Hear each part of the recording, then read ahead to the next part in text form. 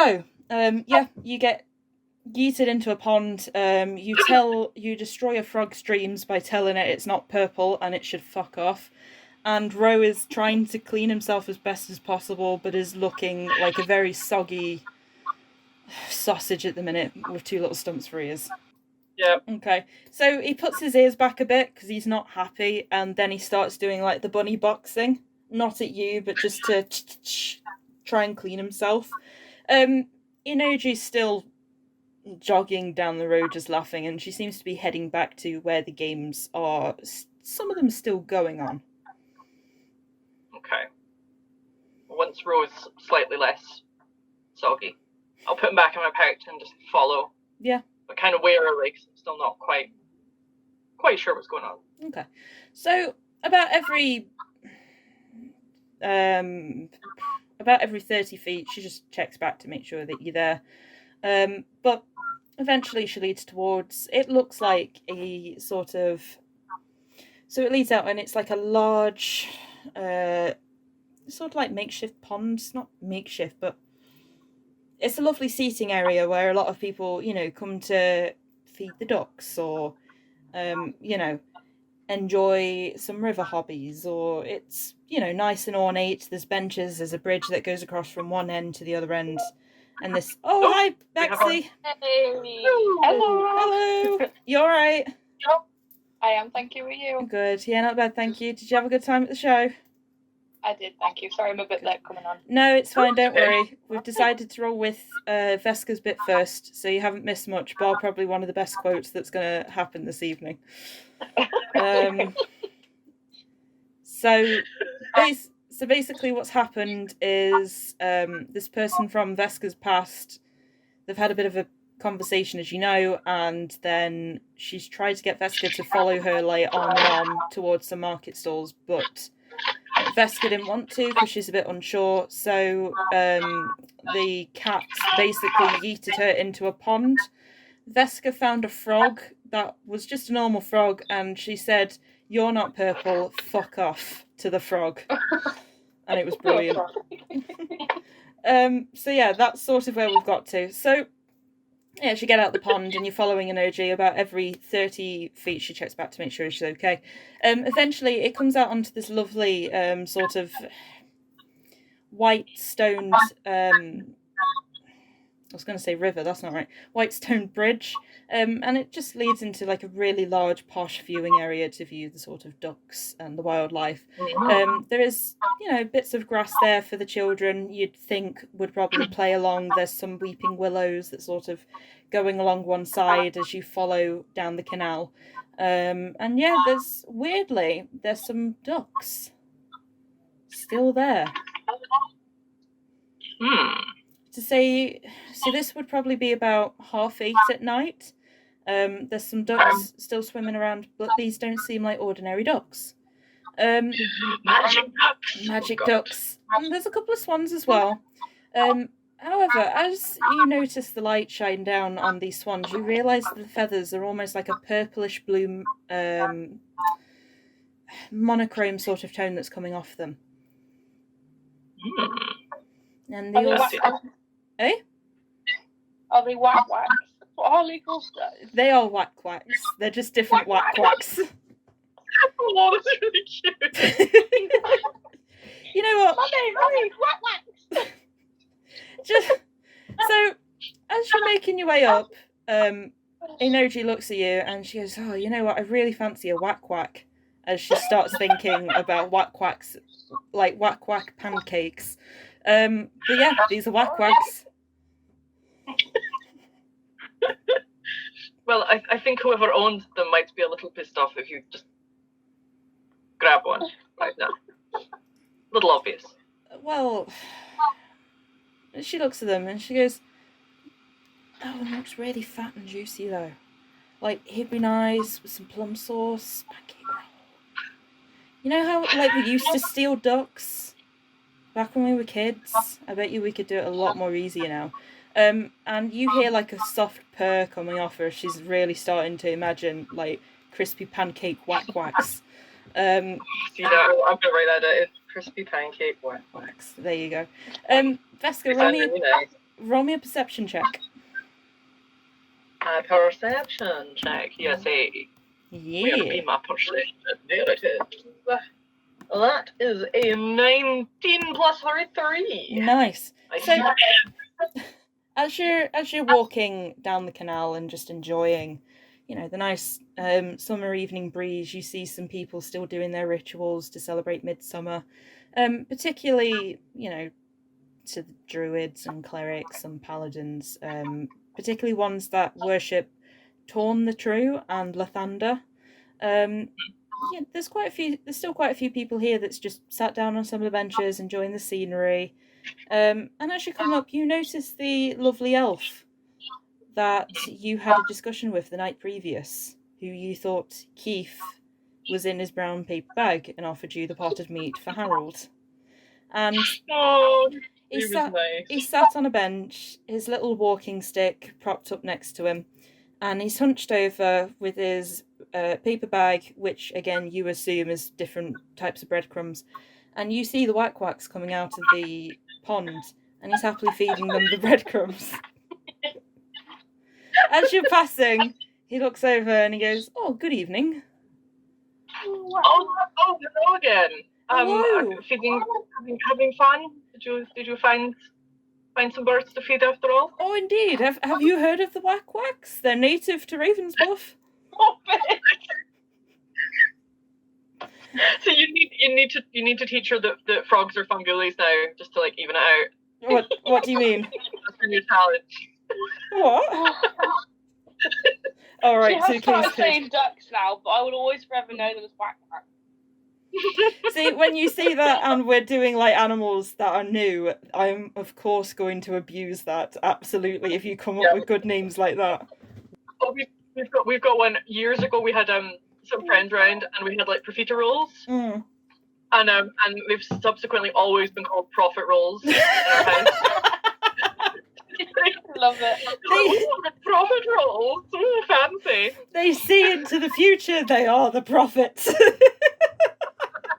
These need to be in the next menu you have to create is the omelette, the profit rolls. I will add it to the next campaign notes. Yeah, that's a cleric run business. Yeah, profit rolls. Profit rolls. You are blessed when you get a profit roll. Would you like fortune cookies? Eh? They're like fortune cookies. Yeah, you bite into one and it's a message. You open it up and it's from his god, and his god said, "You are doomed." And that's the profit roll. Can I have another one? So, yeah. The olden... Just get to the fact that we're sensible. Yeah. Stop the conversation. Fucking tonight's going to be a train wreck. So yeah, the old elven gentleman, thank you, is there feeding his whack-whacks, looking quite happily. That does not sound right in the slightest. And he just looks over to you and he goes, "Oh, are you out with your lover, friend? Sorry to assume, I've still got some pie if you'd like some." It's fine. We're just passing through. Good to see you again. So, as you say that, Inoji tilts her head and she goes, "What kind of pie?" And he turns around and he goes, "Oh, apple pie." And she's like, "Veska, we're having apple pie." And she literally sits herself on one end of the elven gentleman. And she motions for you to sit down on the other end of the gentleman. As she does that, she walks past all the whack-whacks, because she's a cat, literally panics. And you see them whack, whack, whack, whack, as they fucking yeet themselves into the nearby canal. As she sits herself down, she goes, "Oh, I'm terribly sorry, I didn't mean to scare them." I go, "Oh, no, not at all. Not at all. It's absolutely fine. They'll come back soon, I guess. Anyway, I'll get the pie." And, he brings out the apple pie and he starts happily slicing some. He offers Inoji a piece and he goes, "Would you like one, my dear? Apple pie?" Sure. Yeah, why not? He offers you a slice of apple pie, and Inoji happily tucks into the crust. Apple pie. Apple pie. Plus one. There we go. It's the most awkward date ever. Yeah. Literally. a three-wheeler, someone right in the middle, like, they're having a great time. And Yeah. I'm No. like, okay, great. Roll me a insight check. 16. Okay, just bear with me. Bear with me. Yeah, you know. So as Inoji sort of eating the pie, like, you get the feeling she's trying to keep it together as best she can. You get the feeling that she's trying to be confident about it. But you can see the nervous shake of her tail. You can see her slightly twitching her right leg. You know, and her ear is flicking back. Not constantly, but every so often. And as she's eating the pie, yeah,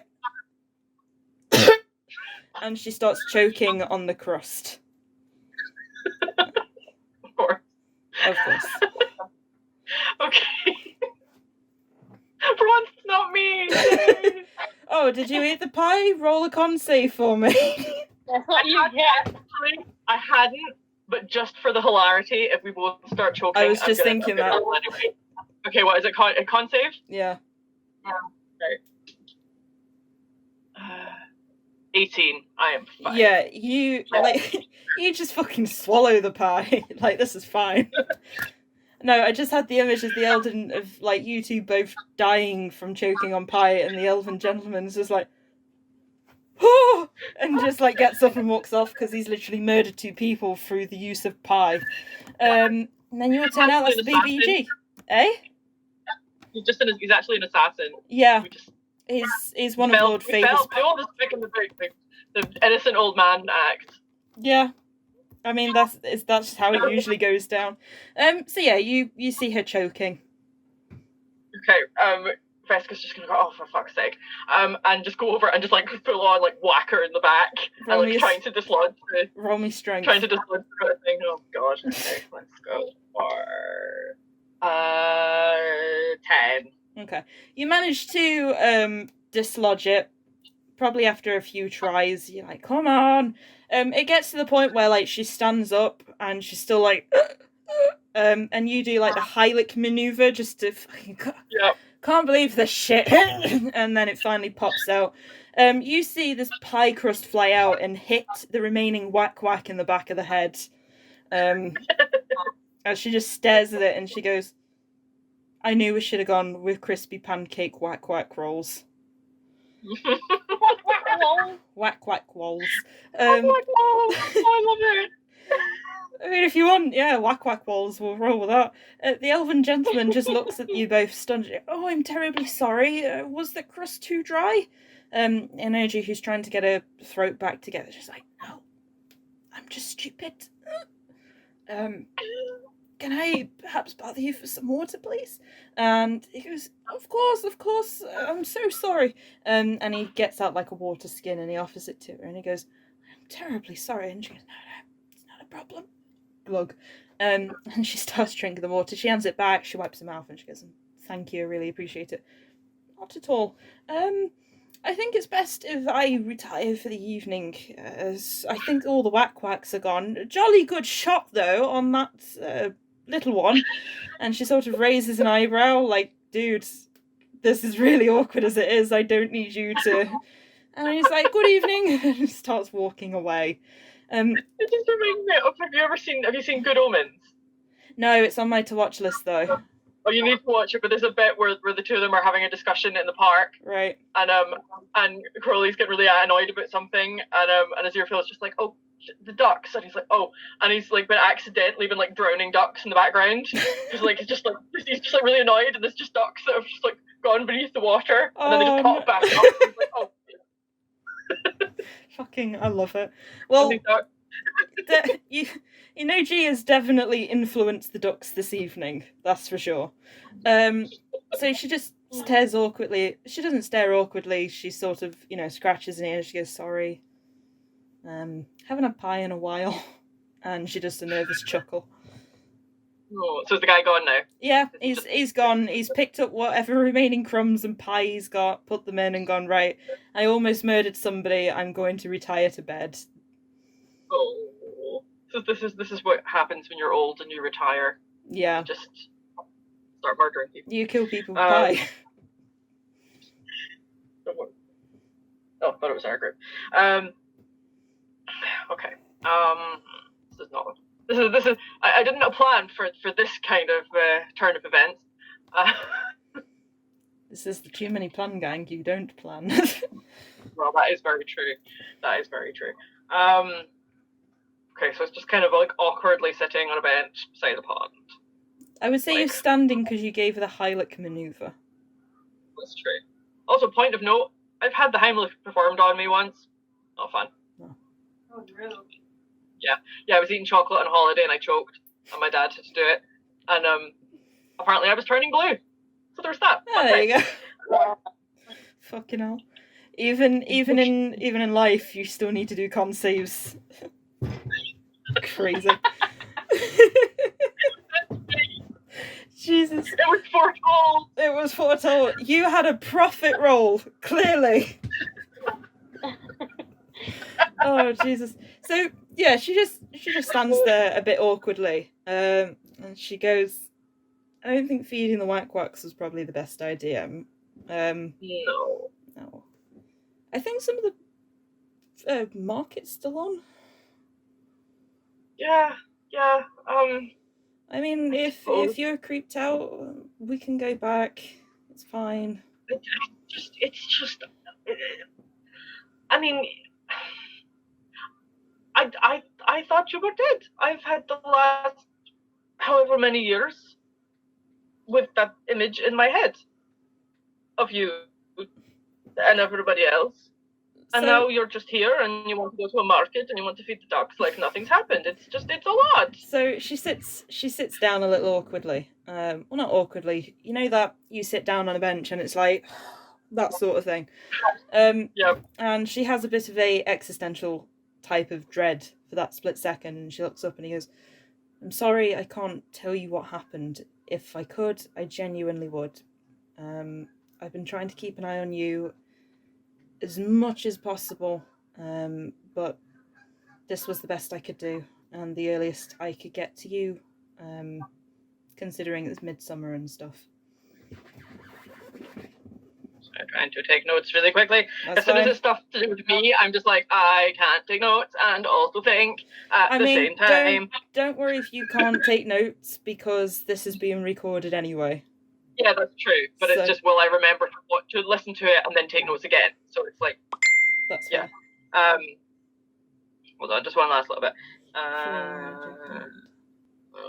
Good luck trying to decipher my handwriting after this. It's all right. Take your time. Just take your time. Okay. Okay. So, like, I get that you can't tell me everything, but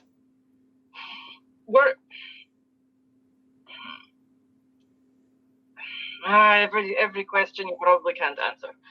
Okay. Try. Just don't Google any answers. That's not a good thing to do.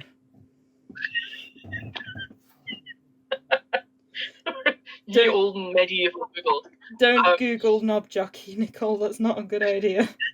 No, don't Google it. Don't Google that one. Good. Braeda will live to see another day, I can assure you now. Her psyche remains vaguely intact. You don't feel Braeda's life force draining just yet. Which is fine. Just don't go on Urban Dictionary for like anything. You will learn things that you wish you had never learned. Yeah. Did you look? Eh? No. Did you look? No, but what Bexy said, I'm like, ugh. Oh, Braeda, bless you. You're so innocent. So yeah, getting back. She just waits for you to ask another question or go over what it is you're trying to achieve. Yeah. Okay. So can I have it back? I'm assuming it's being used for something nefarious, and you took it from me. So can I have it back? She tilts her head slightly, and she goes, "Can you have what back?" You know, the necklace. You took it off me when we were in the room. So she sort of smiles and she goes, "Veska, it's still in your room." No, no. Yeah. It's not in my notes.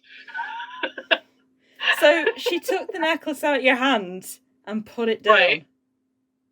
Oh, I thought she took it. Like, actually took it. No, she's seen... So she cast Dominate Person, okay. So you would have still been there with the necklace, pissing about with it. And then as soon as she cast Dominate Person, she was like, oh! Drop. Okay, I must have completely... But I was probably just like, oh no, I'm being dominated. Yeah. No. Oh no, I'm being dominated.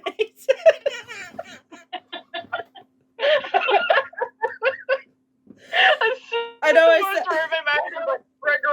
I know I'm a DM, but like I didn't think I was getting into that sort of DMing.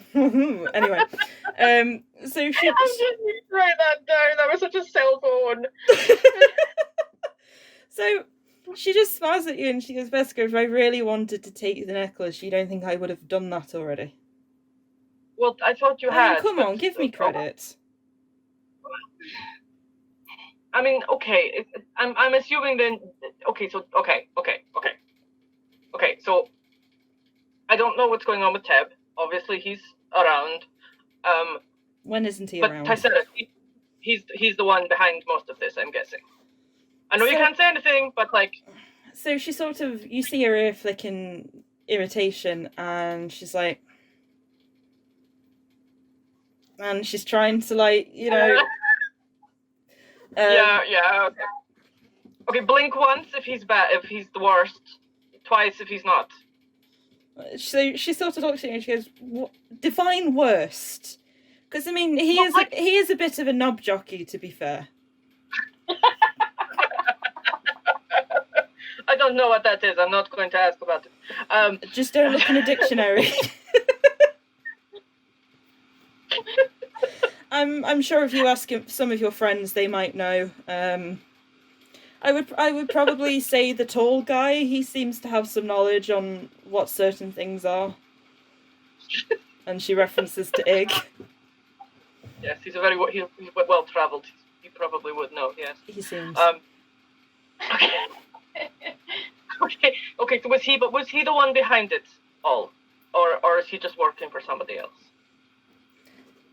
So, do you want to put that in a blink for one, blink for two question? Okay, blink once. Right. If he was responsible for everything. Okay. Blink twice if he was just like some guy, like part of it but not planning it. So as you're saying that, you can see her thinking, and she's like, "Yes, some guy. He is a guy," and you see her blink twice. The moment, though, that she finishes the second blink, you start to see blood pouring out of one of her eyes. Okay. And she just...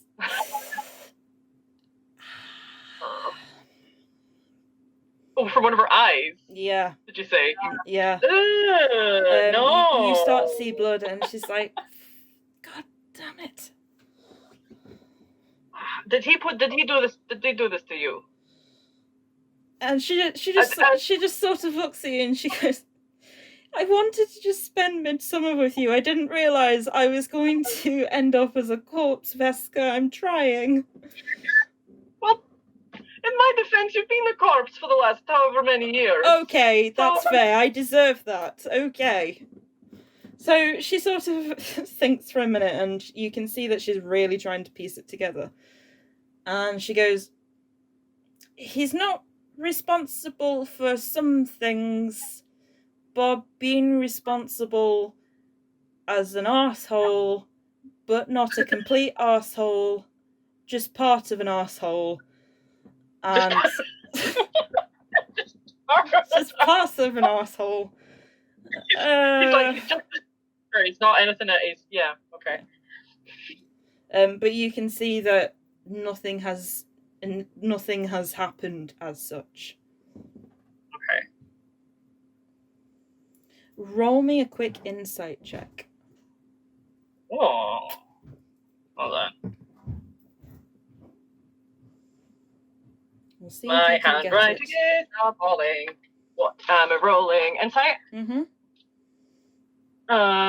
14. Okay, so you get the feeling that she can't tell you outright, and she can't blink or do something outright. However, the way she said it, it's almost a backwards way, or a sort of going around the houses, almost to the degree like a bit of a riddle. Okay.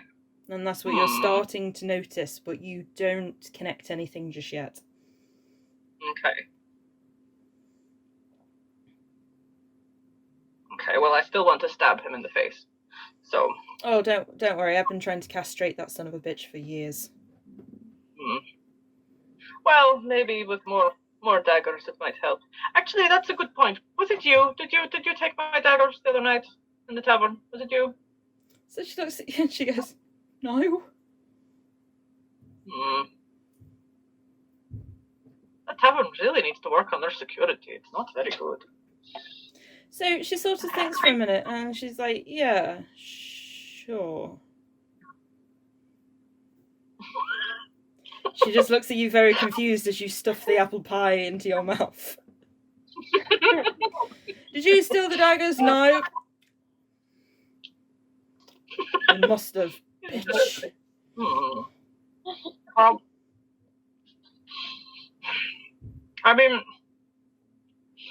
I mean, sorry to keep going on, but like,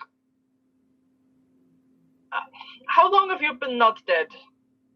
Was it like pretty soon after you were dead, or was it like a while after? Because I was dead recently, but for like a second, and then poof, I'm back. So, she sort of thinks for a minute, and she goes, "Why did you think I was dead? Well, let's try that avenue." I mean, you were lying there. Your chest was like split open. There was blood everywhere. You weren't breathing. Your eyes weren't open. You were pretty dead. I've seen dead people before. You were dead, like 100%. So she looks at you and she goes, "You're aware of magic, right?" No. So as soon as you do that, she just deadpans and she's like, and you can see resting bitch face as she's trying her best.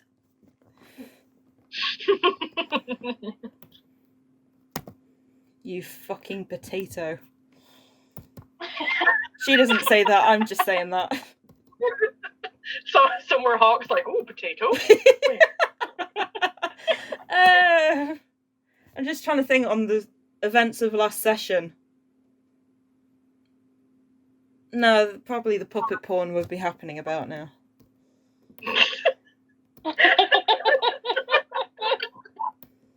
So yeah, her last thing is about you're aware of magic, right? Yeah. Yeah. So she doesn't say anything as such.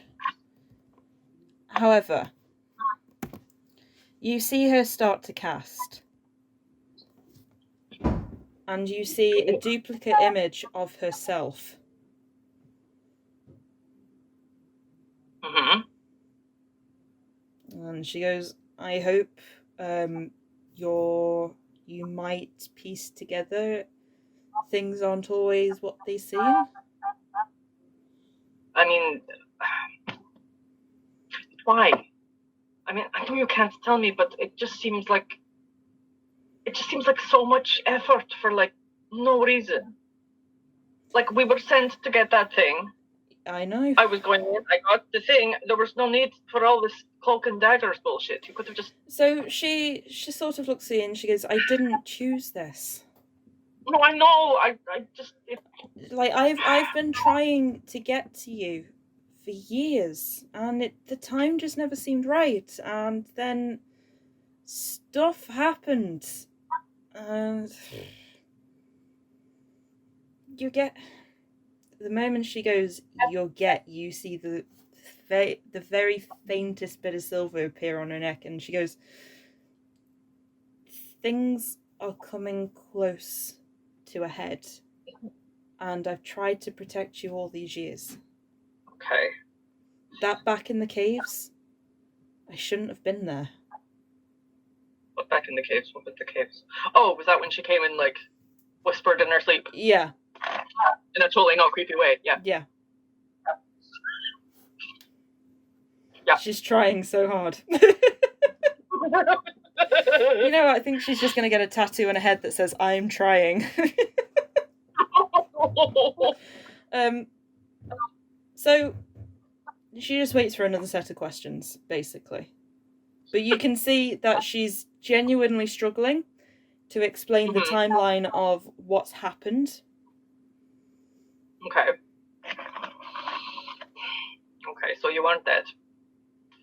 But everybody else. So the moment you go, you weren't dead, she does this. Okay, so you were kind of dead. Okay. Much better than dead for sure. So I just realized that I look really dramatic with lighting. I need to shave that. There we go. Like, you're literally doing the Spanish Inquisition. No, please, I didn't mean to. Tell me what you know. Talk, will you talk? No. Oh, Jesus. Oh, yeah. But yeah, so she does that, just to try and...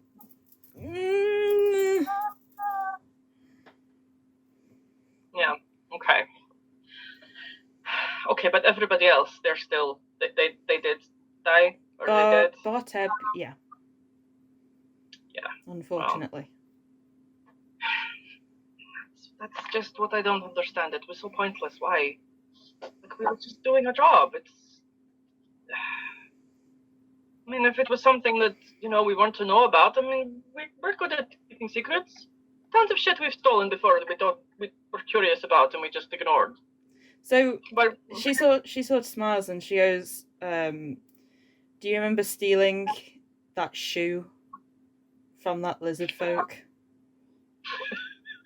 That was funny. And then we threw it into the water. I mean, how could you forget it with just one shoe? Like, if you're going to steal them, at least steal a pair. But no, I just wanted the one shoe. Just one shoe. Yeah, but it was great. You threw it into the water, and then that big shark ate him and the shoe. It's great. It was worth not getting paid for that one, I must admit. I agree. I agree. I hope the shark liked it. I'm sure he did. So, you know. So she sort of laughs a bit and she goes, yeah. And then she goes, do you remember that time you decided to steal Teb's favourite pair of underwear? Oh. I don't know why it was his favourite. It was ugly. Apparently he said they were lucky. I mean, they're not lucky. It was just a pair of stinky underpants. They were rank. Yeah, they I mean, his face when I set them on fire, though, that was So she starts laughing and she goes, I will never forget that face. I will never forget that face. And then she goes, all the time after where he blamed it on somebody else and he swore blind it was them.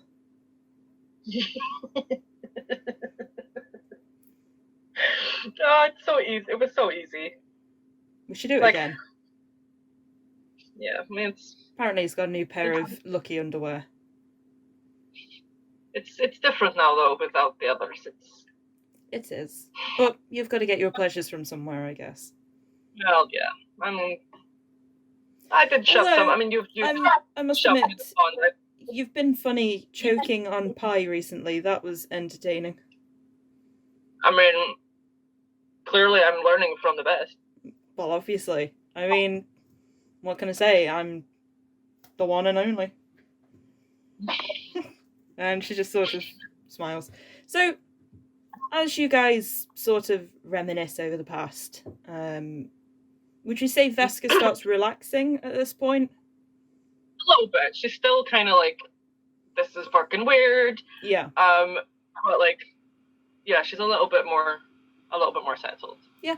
So, I would say you continue to talk, and you just sort of go over different points in your life, or she asks you, what have you been doing since then?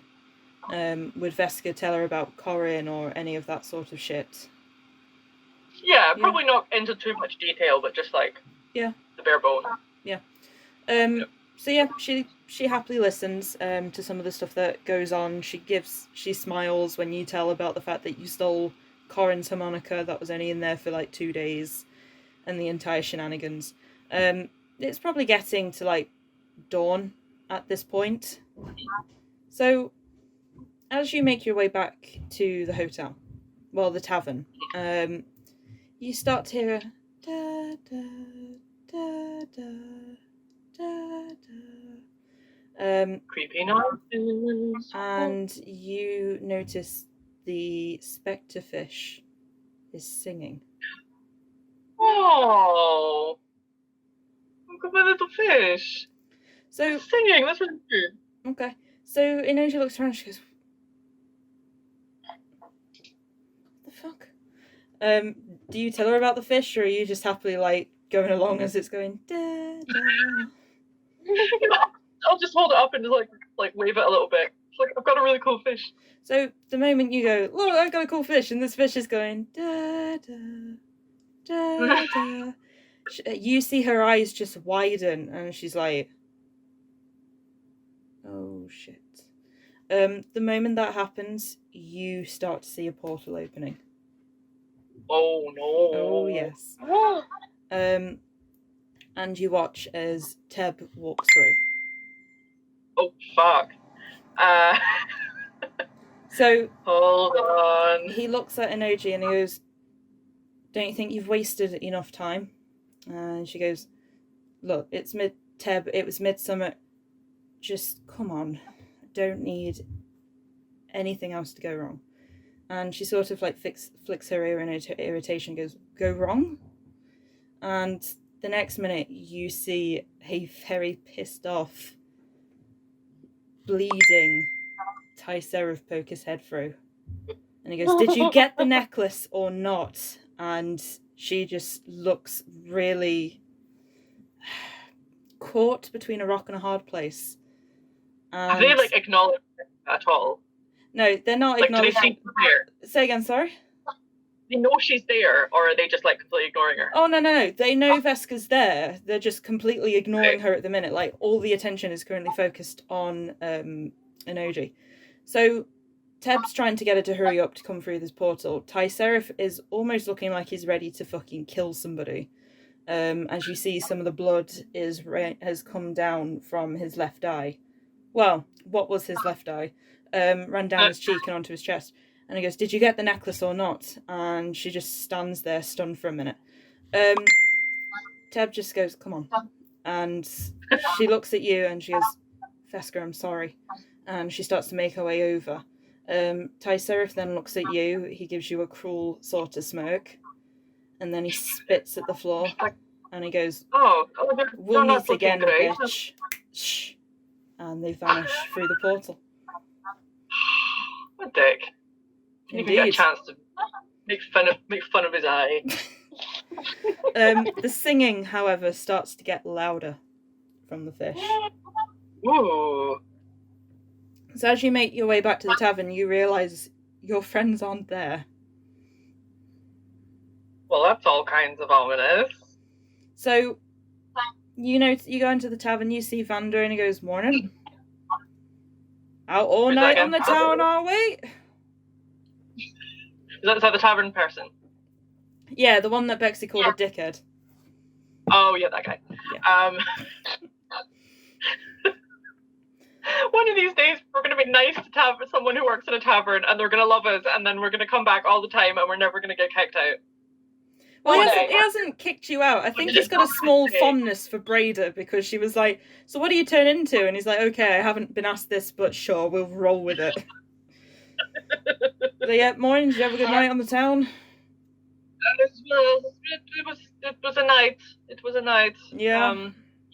What'd you do? Anything special? It's pretty, because I've been in and seen that they're all gone. I mean, yeah. Would you have checked the rooms, or would you have been like? Yeah, I would have gone there. Well, first I would have gone straight to my room, found the necklace if it's there, and immediately hidden it somewhere. Oh yeah. The necklace is there, but Keith isn't. Ugh, fucking Keith.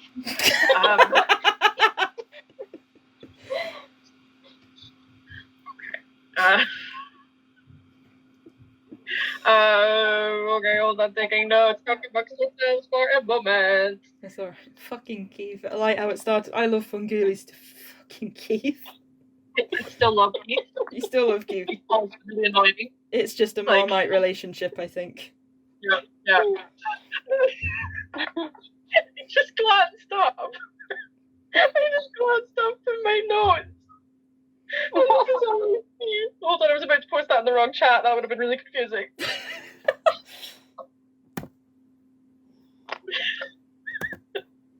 Oh yeah, I forgot I Thistle feel like likes us. Judge.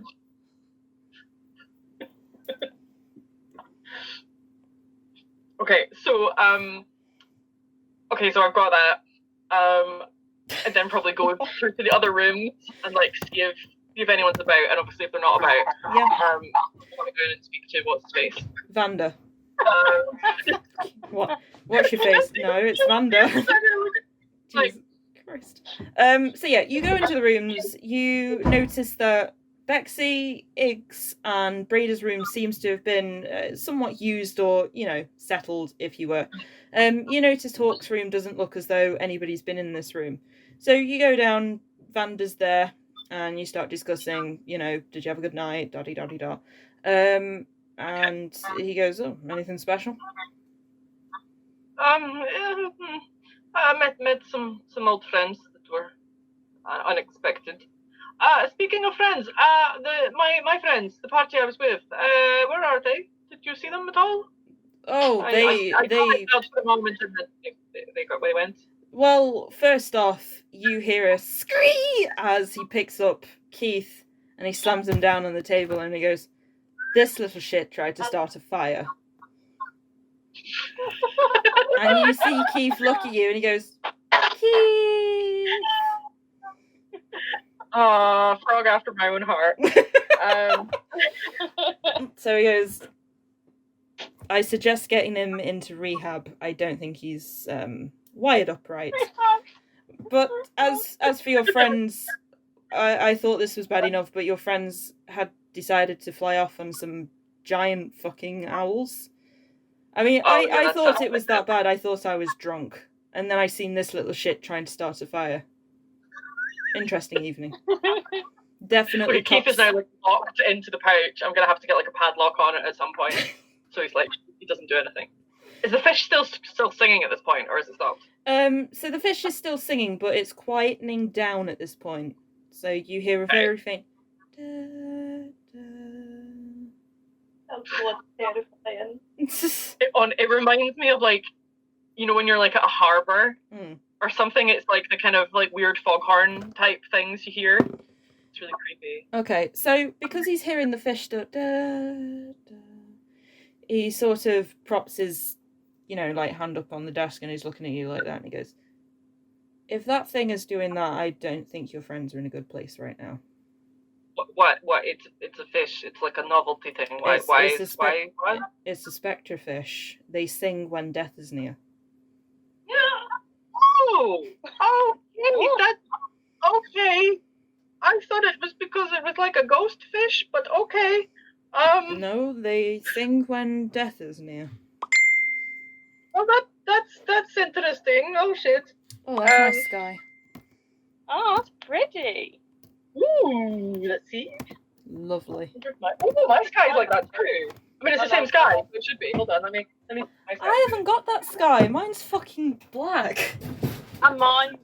Yeah. Boring. Yeah. Fuck you, Northerners, and your lovely sky. Yeah. Okay, hold on. I'm just gonna pop through to the other room because I got a really good sunset from there. I'll be like 2 seconds. Okay. So, everybody else at this point, you're starting to get yourself rested and gathering yourself together. It would probably be about lunchtime-ish. So, have a think on what you would like to do, as you are currently between Tantris and Ravensbluff. No, Gallant and Ravensbluff, sorry. Yeah, Tantris and... Ignore me. Tantris and Ravensbluff. it wasn't worth the exercise. Fair enough. Bexy. Yes, you're between Tetris and Ravensbluff. Absolutely. So yeah, Vanda. Are all the houses like, arranged in a really particular way in Tetris? Yeah, you see, in Ravensbluff they had the holy houses where it's Swiss cheese. In Tantris they have Tetris houses. So. That's cool. But yeah, Vanda's like, no, they sing when there's death. Okay. Or somebody's I mean, going you're to croquet, excuse the pun, and he pokes Keith in the cheek, and you see Keith as he's poked. Disgruntled ugly noises.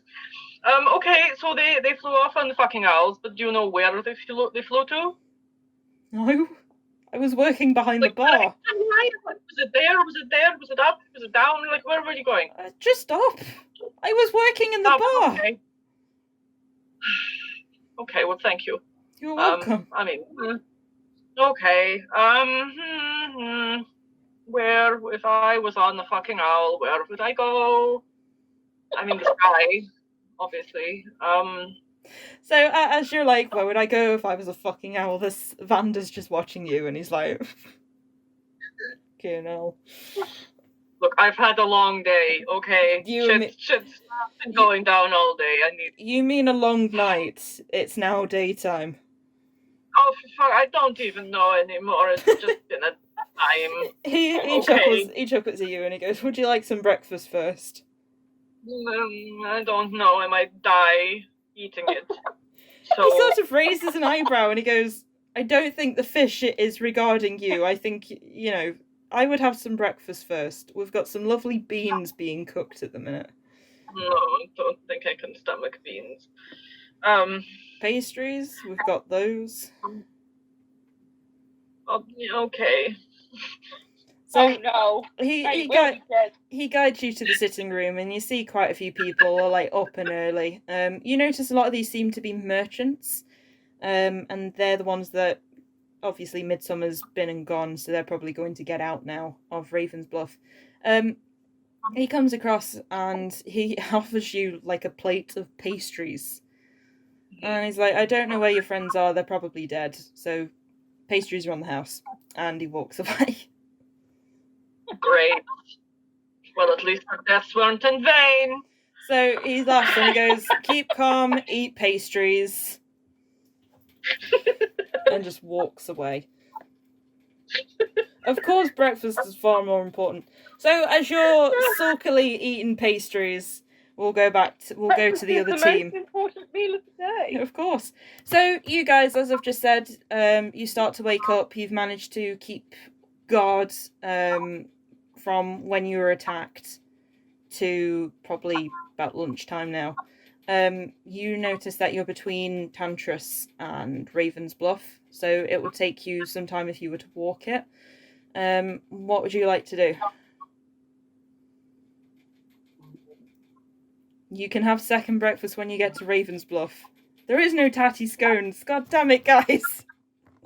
My mum made some the other day. They were amazing.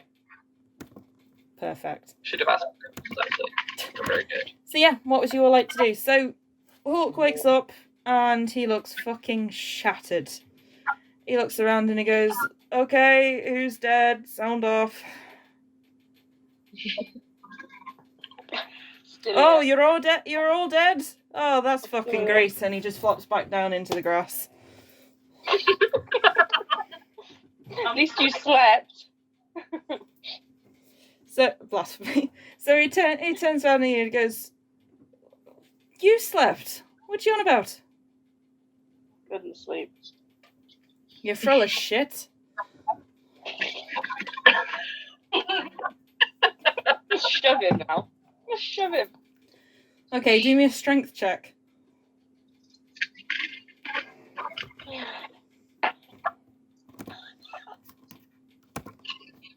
Not Did you do that? Oh no!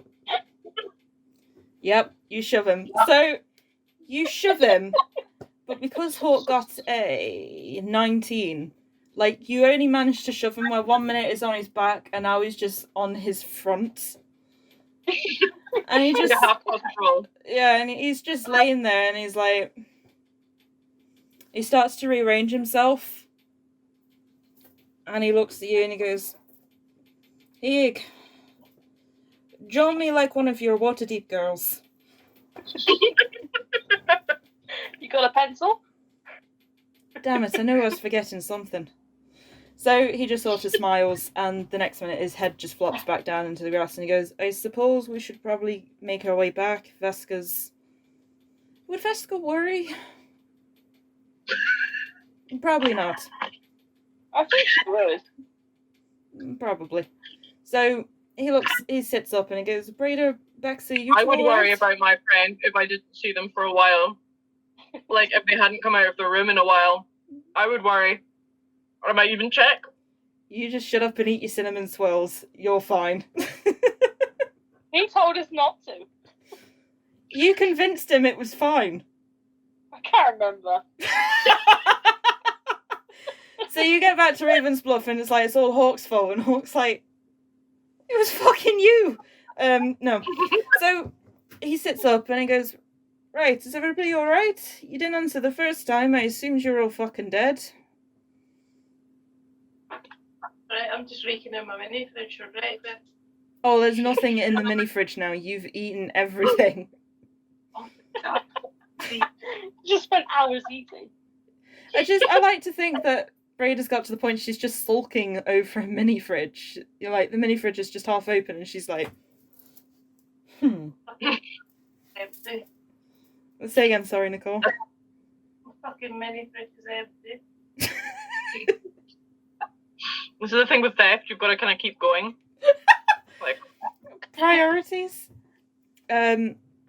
So Hawk is watching. 1 minute he's looking at Egg, who's just, I don't know what the fuck Egg's doing. He's next looking at Braeda, who's just is complaining about her empty mini fridge. Bexy, what are you doing? Good question, I don't even know. Bexy's just having an existential crisis by the sounds of it. Yeah, pretty much. Probably just wake up. If That's everyone's been asleep. Okay. So, as you're all sort That's of... what you said, wasn't it? Say again, sorry? You said everyone was just getting up, didn't you? Yeah, everybody was just getting up. Oh, right. Okay.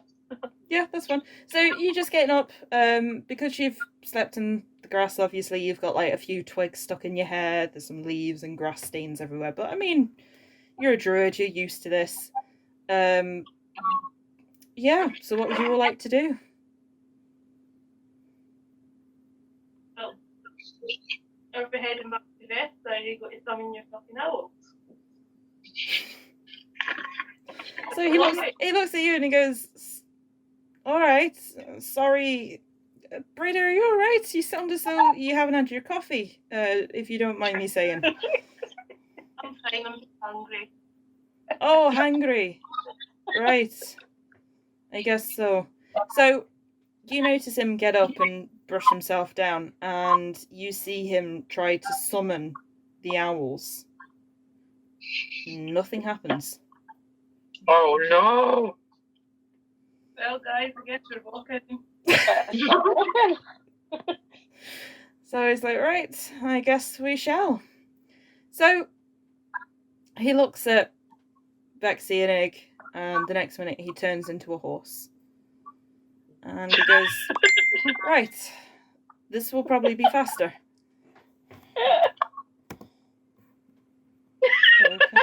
The legit name Well, they of- are now. They are now. They are now. We will just all refer to them as the fucking owls. Yeah, but you've got to capitalise it. It's not just fucking owls. It's fucking owls. So yeah, you see Hawk turn into a horse, and he's just standing there like, right. Well, I mean, I wouldn't be saying right, it'd be nah at the minute. But like, I was he's. just checking. Sorry. It's all right. What was you gonna say? I was just checking to see if I could wild shape as well, because I was just thinking that when you said he couldn't summon the owls. So. Yeah. So you don't know why he can't summon the owls, but yeah, he can. Tell you what, Bexy, high or low? Hi. You're fine. So you've had a good long night's rest. Lol. So yeah, you can wild shape. You can you go to check to make sure you can summon your spells. You see them start to fizzle, and you're like, yeah, I can do what I need to do. Sorry, I can do a long rest. You've had a long rest. All right, thank you. Because just making sure, because the end of the last one we had a short rest. Yeah, so certain people will have had a short rest, certain people would have had a long rest. So judging by the fact that Hawk can't summon the owls, you get the feeling he's not had a good night's sleep and therefore hasn't had a long rest. Okay. Well, I'm going to wild shape into a horsey. Yeah.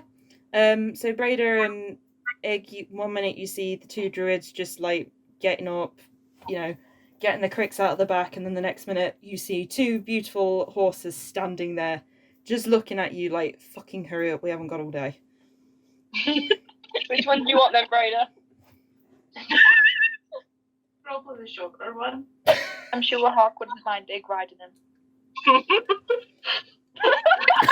was thinking that if I was there. I really need to decide on that poor guy's sexuality, but that was not...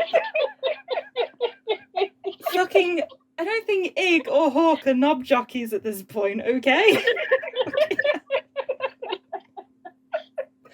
So... I has hardly said anything and then suddenly comes out with that. Like... I had a whole fucking sentence lined up and I've totally forgotten it because the image that came with that was just not right. Fucking 3'2", fucking 6'2". That's not gonna go down well. I meant as a horse. I'm sure you did. So yeah. Oh god. So what did you do? Normality? Well, we went from puppet porn to different porn this time. Whatever that is. Indeed. Okay, now. So Bexy, would you have said that? No. No, okay. That's fine. So yeah, so Ig and Braeda, you decide on which horse you'd rather go for. Bexy, what light riding horse would she have turned into? Unless you wanted to be a war horse. Braeda, you can fuck off. You came up with Tazale. We already know, that's in there somewhere.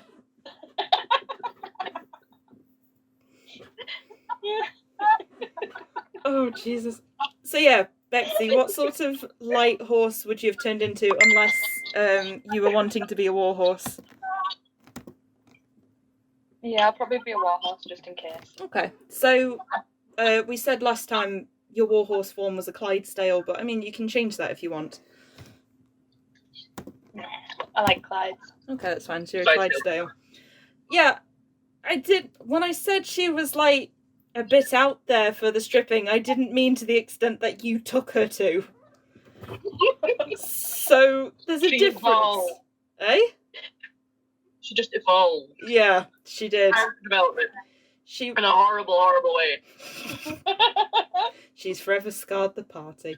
So yeah, you see a tall Clydesdale on. No, don't be sorry. I thought it was great. You see a lovely, stocky yet elegant Clydesdale. Hawk, you see a Connemara, basically. Oh, Clyde's so cute. Yeah. So, what would you like to do? I suppose better go on them, or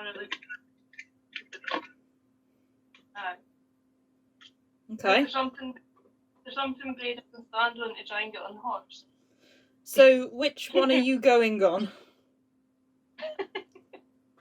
That'll be the Connemara because the HP will get the side still.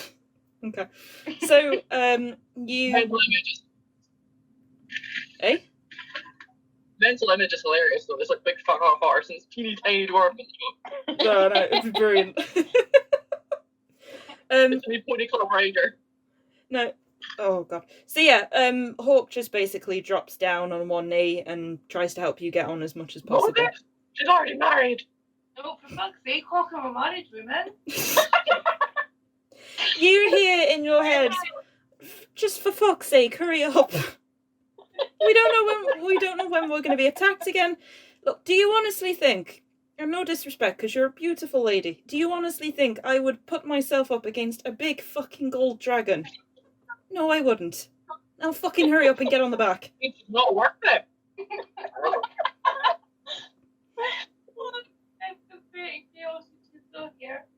Say again, sorry? Inner Veska. This is your inner Veska. She's been around you so long that she started to like manifest inside your brain. Yeah.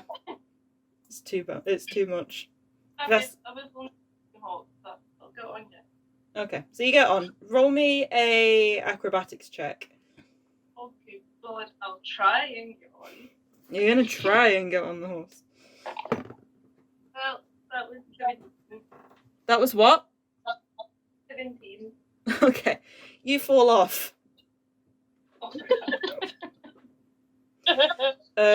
So I'm using the new dice that you sent me, and they are absolutely beautiful, and I rolled a natural 20 with them. So yeah, you fall off. It's what, sorry?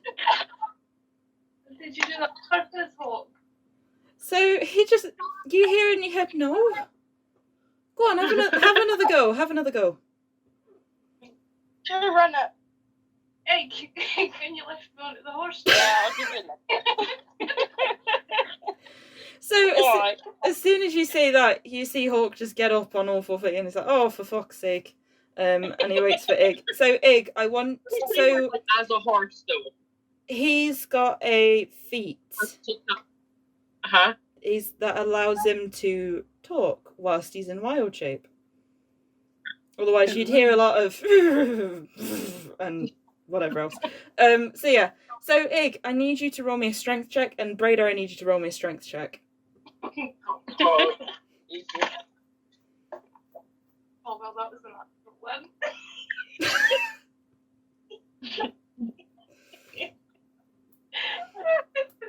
Real well. 19. Oh yeah, you know what? You're like, oh fucking hell. You know, she's a barbarian. She's quite muscled. She's still carrying a big fuck off axe. 2 fuck off axes. Like, this might be a problem. You lift her, and it's like lifting a sack of jelly beans. It's that easy. Like, you even go as far, Ig, as to do the Lion King, like raising her up in the air. You hear from somewhere off into the distance, Miss Winya! She'll still hold her up in the air. But yeah, you can definitely put her on the back of the horse. Unless you'd like to piss about with her a bit more. Okay. So Braeda, you just lifted up as easy as anything and popped on the back of Hawk. Ig, you've got Bexy who's just waiting. What would you like to do? I'll go up to Bexy and be like, I'm sorry, Bexy, this feels really awkward, but, you know, just get on. It just doesn't feel right. Needs must and all. Until you made it awkward. So, yeah. So, Bexy, is that something you would have thought of? No, she's just going to stamp her feet impatiently. Oh, okay. So you see this Clydesdale stamp its, like, hoof impatiently.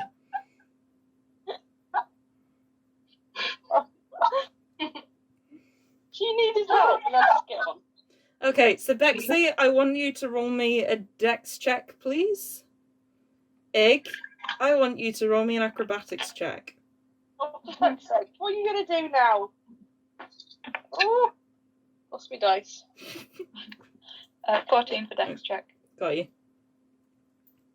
Oh dear. 5. You go to do a running jump, but, like, you don't jump, you just run into the side of this fucking 18-hand Clydesdale.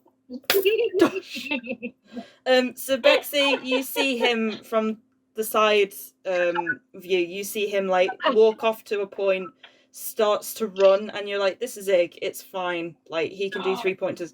The next minute, you feel a whack right into your side as Ig has decided to run into you, not vault onto you. This reminds me of something I did at school while I was doing gymnastics, actually the vaulting thing. Right. Uh-huh. And as I was running up to it, my ankle gave out, and I literally just went smack. I mean, if you want, we can say that. So yeah, you were running up, your ankle just gives out and whack right into the side of the horse. Exactly that, Braeda. Oh, shit. So, what would you like to do, Ig? Get back on. Okay, roll me another acrobatics check. No. Sorry, it's not the best gift. It's not really applicable, but it still makes me laugh. What the fuck is that? I tell you what, that's gonna be fucking Bexy losing her temper if you don't get on the fucking back of her. Ten in the Good raise right there. She's gonna yeet herself off. So, what'd you roll for acrobatics? It was 10. 10. So again, you do another running jump, just completely miss again, and you smack into the side of her. But she's gonna. Can horses roll? Yeah, horses can roll around. She's gonna roll her eyes and shake her head, and she's gonna like lay down on the floor and like fucking wait for it because for fuck's sake. Look, we've had a long night. Yeah, but the thing is that it fucking parkours all over the fucking roof. There's no time on horses. I like to think that, like, fucking Bexy's having this one-sided argument with herself, like, fuck's sake, Ig, you pop core all over the place, and Hawk's just there like, this is funny. I didn't get any sleep last night. Stop picking up. So, Ig, you hear in your head, who the fuck are you talking to? And Hawk is just like... You can't hear Bexy. Bexy's having a rant, but Hawk can hear Bexy, and he can hear you. They're rolling her eyes and just going, oh, you know. Can you imagine it, like, you know, when you hear horses doing that, like, really low, kind of, like, chuckling, kind of, kind of thing. I'm just imagining, like, a lot of that with, like, the ears back. She's like, for fuck's sake. But yeah, you see Bexy lay down, getting ready to do the whole Aragorn Lord of the Rings thing for you. Pretty much. And waits for you to Right, get your climb on shit now. together. Well done. I'm not. I'll climb on. Now roll me a dex check Okay. as she stands up. Right, it's 19. Yeah, well done. You Hey. stay on. Plus 3. Hey. Like the Why moment didn't I get that the first time? the moment you get on, you're like, yeah, I know how to ride horses. And you see, like, nice and corrected. Fuck yeah, I know what I'm doing. Just so- rusty. Eh? I'm just rusty. Definitely. So, as you guys make your way, at some point, Hawk starts to pick up the pace and starts going into a bit of a gallop to try and hurry on back to Ravensbluff. Obviously, excuse me, with you guys having just been attacked, the last thing he wants to do is be out in the open again. So Bexy, you just keeping out a walk, or are you also going to gallop as well? No, I just follow the park. Okay.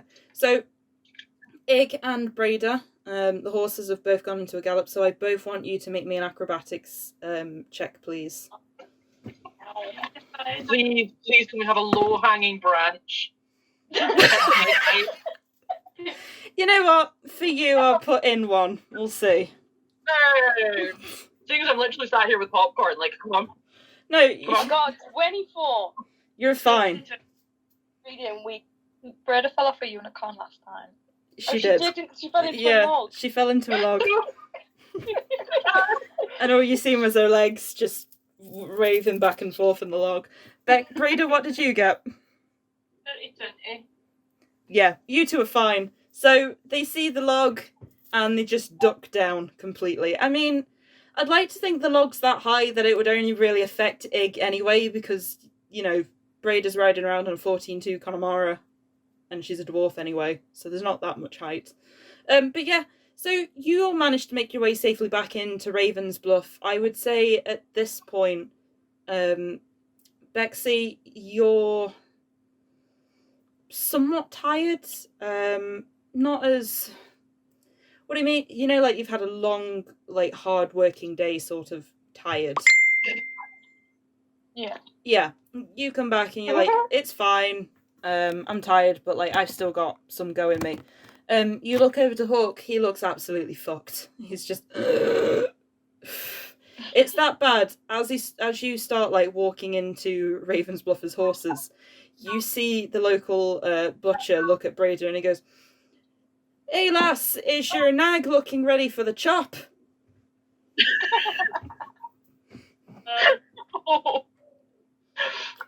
Is that Mr. Tesco, the butcher? Yeah, it's Mr. Tesco's as he comes out with his cleaver. The moment he does, you see Hawk pin his ears back and he goes, "Fuck off, you old stoat." And you see the guy shit himself. Oh, fuck, sorry. But yeah, Hawk is looking pretty damn fucked right now. So, you make your way back to the tavern, and Hawk waits for you, Braeda, to dismount. Bexy, what are you doing? Waiting for it to get off. Okay. So, sorry, what? So Writing. you've gone back to the tavern, and both the horses are waiting for Braeda and Ig to get off. Go get off. Roll me an acrobatics check. You just. My dice has run away!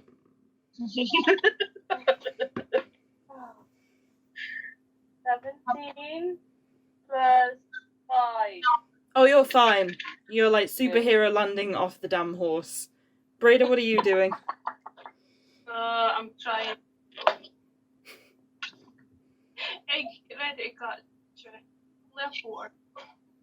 Oh, you're doing a Frankie Dettori. Oh, no. You're gonna jump off and get Ig to catch you? I would try.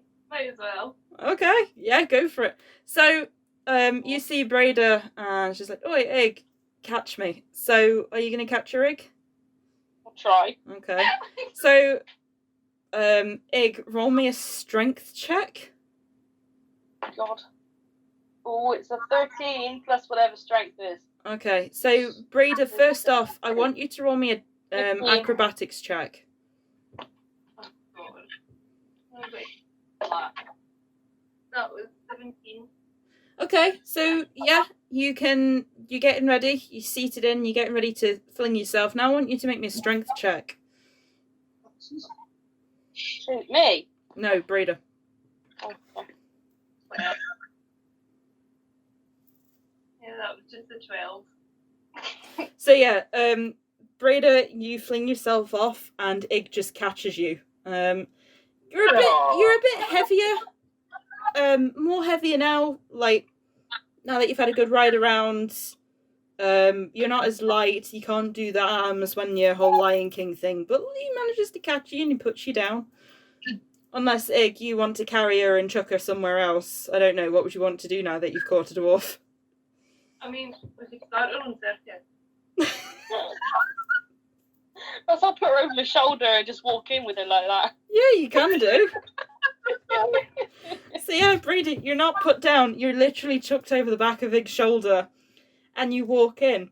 Fucking hell, Braeda, roll me a perception check. That's 11. So you're like, oh, okay, this is comfortable. BAM! As your head hits the fucking top of the door jamb. Just...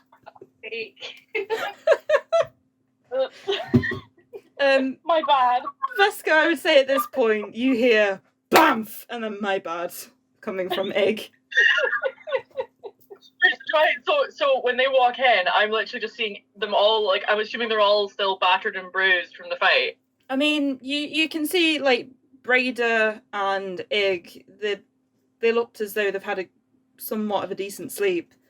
But, you know, the bruises are still there. They've had a bit of healing, but it's not masses amount. I don't know. And Braeda's just, like, slung over his shoulder. Say again, sorry? And Braeda's just, like, slung over his shoulder. She's sitting on the back of the shoulder, is she, Ig? I sort of I thought flung it her was- over like a sack. Oh, right, Yeah. yeah, that's fine. So yeah, she looks like something out of Red Dead, as though he's carrying a pelt at this point. But yeah, Bexy. No. Bexy, have you fucking walked in now, or are you just staying there as a horse? No, she's kind of back to normal and followed the me. Okay. So Bexy walks in again, similar sort of situation, but she looks tired, more tired than what the others do. Probably a bit sweaty as well, if Tritons even sweat. Well, the fairy don't think part so. of you would sweat. Half of her is sweating and the other half isn't. It's just soaking in the moisture from the other side. She keeps all of her sweating internally so no one sees it.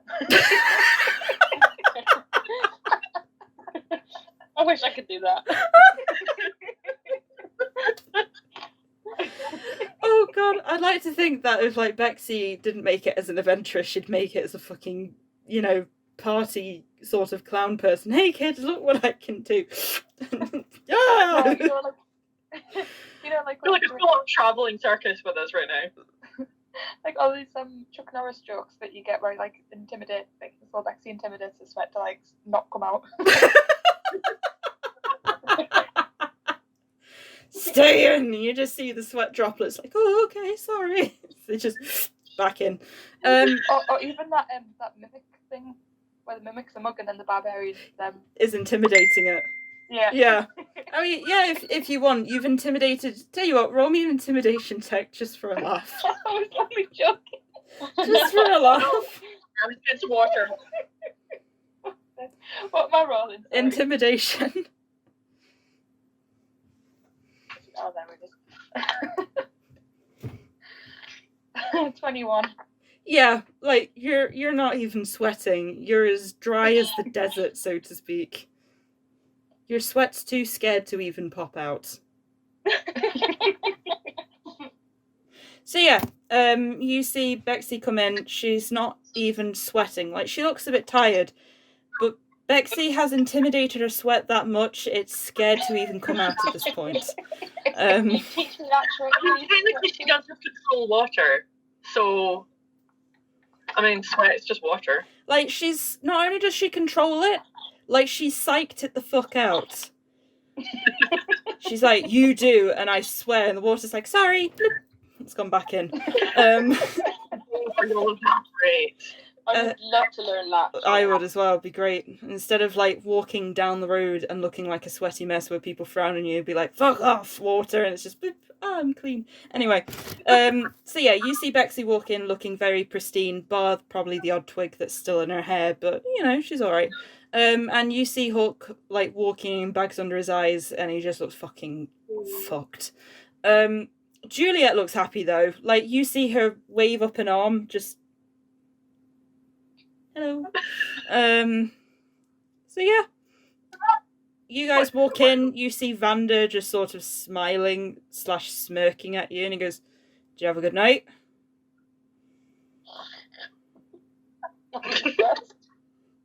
What was that?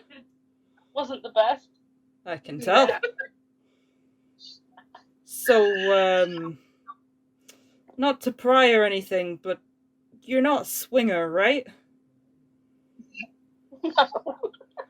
Good. They freak me the fuck out. So as you're walking in, you see Veska sat at the table, who's having just finished her pastries. That's probably... Would Veska have stress eaten them? Would she have left them? I think she's probably stress eating right now. It's been a day. Yeah, you see... Would she have just ate the one plate or continued?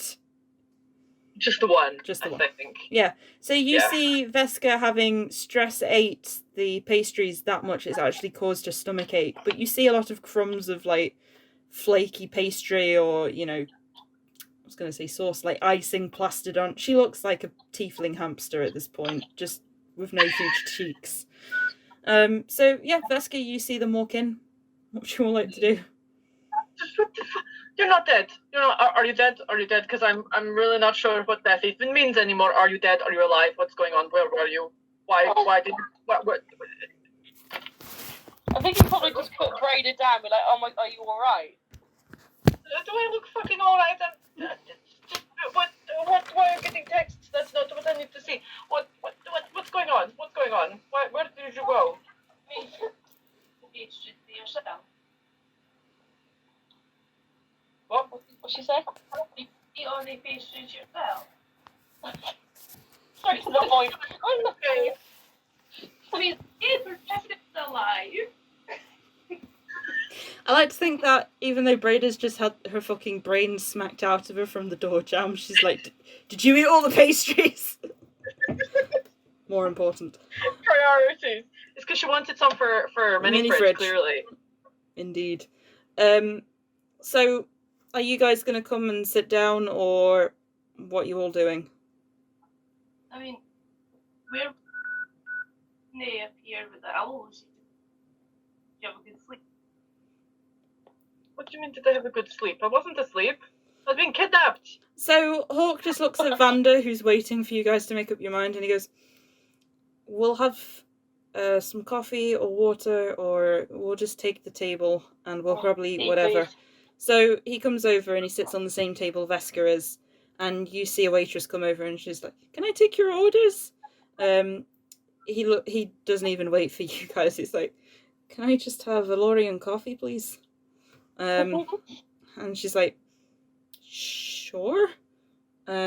Coffee. And you can see him like, do they not serve Lorien coffee? And he's having a bit of an existential crisis. What's everybody else doing? They bought tea. Alright, tea for the handsome gentleman, of course. Oh, Mm. He's not that handsome. He's average. We've established this, remember? Well, I mean, I'm she's far average. above She's average. just a human. I mean, can I have a plate of pastries like Bensley got and you're a handsome human. kidnapped? Right. So Yeah. she... Yeah. Cleric said you were with somebody. Oh, so that's where you've been. Oh, excuse me, if you don't mind, can I just take all your orders, please, before you start arguing? We're having a conversation, okay? Just get them food of any kind. It doesn't matter. They're not fussy. Just. So as soon as you do, as soon as you start that, she's like, "How rude," and just walks away. Fucking hell. I'm not in the mood for being polite, okay? You owe me a breakfast. Ig, roll me a performance check. Oh, I always feel like I'm being punished.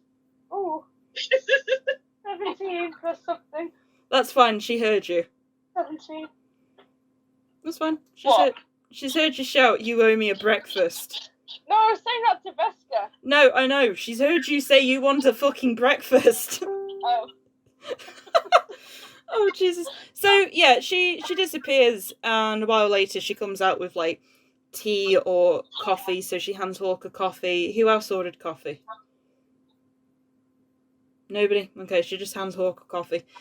She hands Ig tea. Bexy, I'm assuming you wanted water. Yes, please. Okay, so she hands you water. Braeda, what did you want, you fridge gremlin? She buggered off before I could tell her. So, okay, so she just sets you down some tea, because she's just gone, fuck it, and tea, and disappeared off, unless you want to tell her you want something. What a cup of tea. Feed me. You wondered what, sorry? I'm freaking out all here. Yeah. I'm like, okay, who's fucking replaced Braeda with Keith? Because this is ridiculous. Joke's on you, it was Keith all along. Dun, dun, Told dun. you it was bad news. So we'll try again. Braeda, what would you like? Feed me! Well, she's just handing tea. So yeah, she just puts tea down, and as you're going, feed me, she's just walked off and ignored you. Oh, for fuck's sake. Oh, Jesus Christ. Fuck him. Why is it that it's always when we're ordering food? Like, we're in battle and we're like, okay, we're mildly competent. We can handle this. And as soon as it's like, okay, what are you ordering for your meal? We're all like, yeah. It's fucking... Are we gonna be like this if we ever get around to meeting up for a meal? Yes. If we do, I'm just gonna order mine in advance and let you lot just fucking piss about for half an hour. But if we're not thrown out of the establishment by the end, like it's not gonna. Yeah, that's true. That's true. I mean, if there's any puppet shows, I think Bexy's gonna be fine. Like, she's gonna be too enthralled in that, to be fair. So yeah, a while later, she probably comes back and she literally just hands everybody bar Veska. Well, no, she hands everybody like a full English, including Bexy, unfortunately. When she comes Why, over... unfortunately? Say again, sorry? Why, unfortunately? Oh, because I thought Bexy was vegetarian. No. No, that's fine. See, no, I thought she was as well. yeah, I mean, she doesn't normally eat, like meat stuff, but she will. Yeah. Like, okay.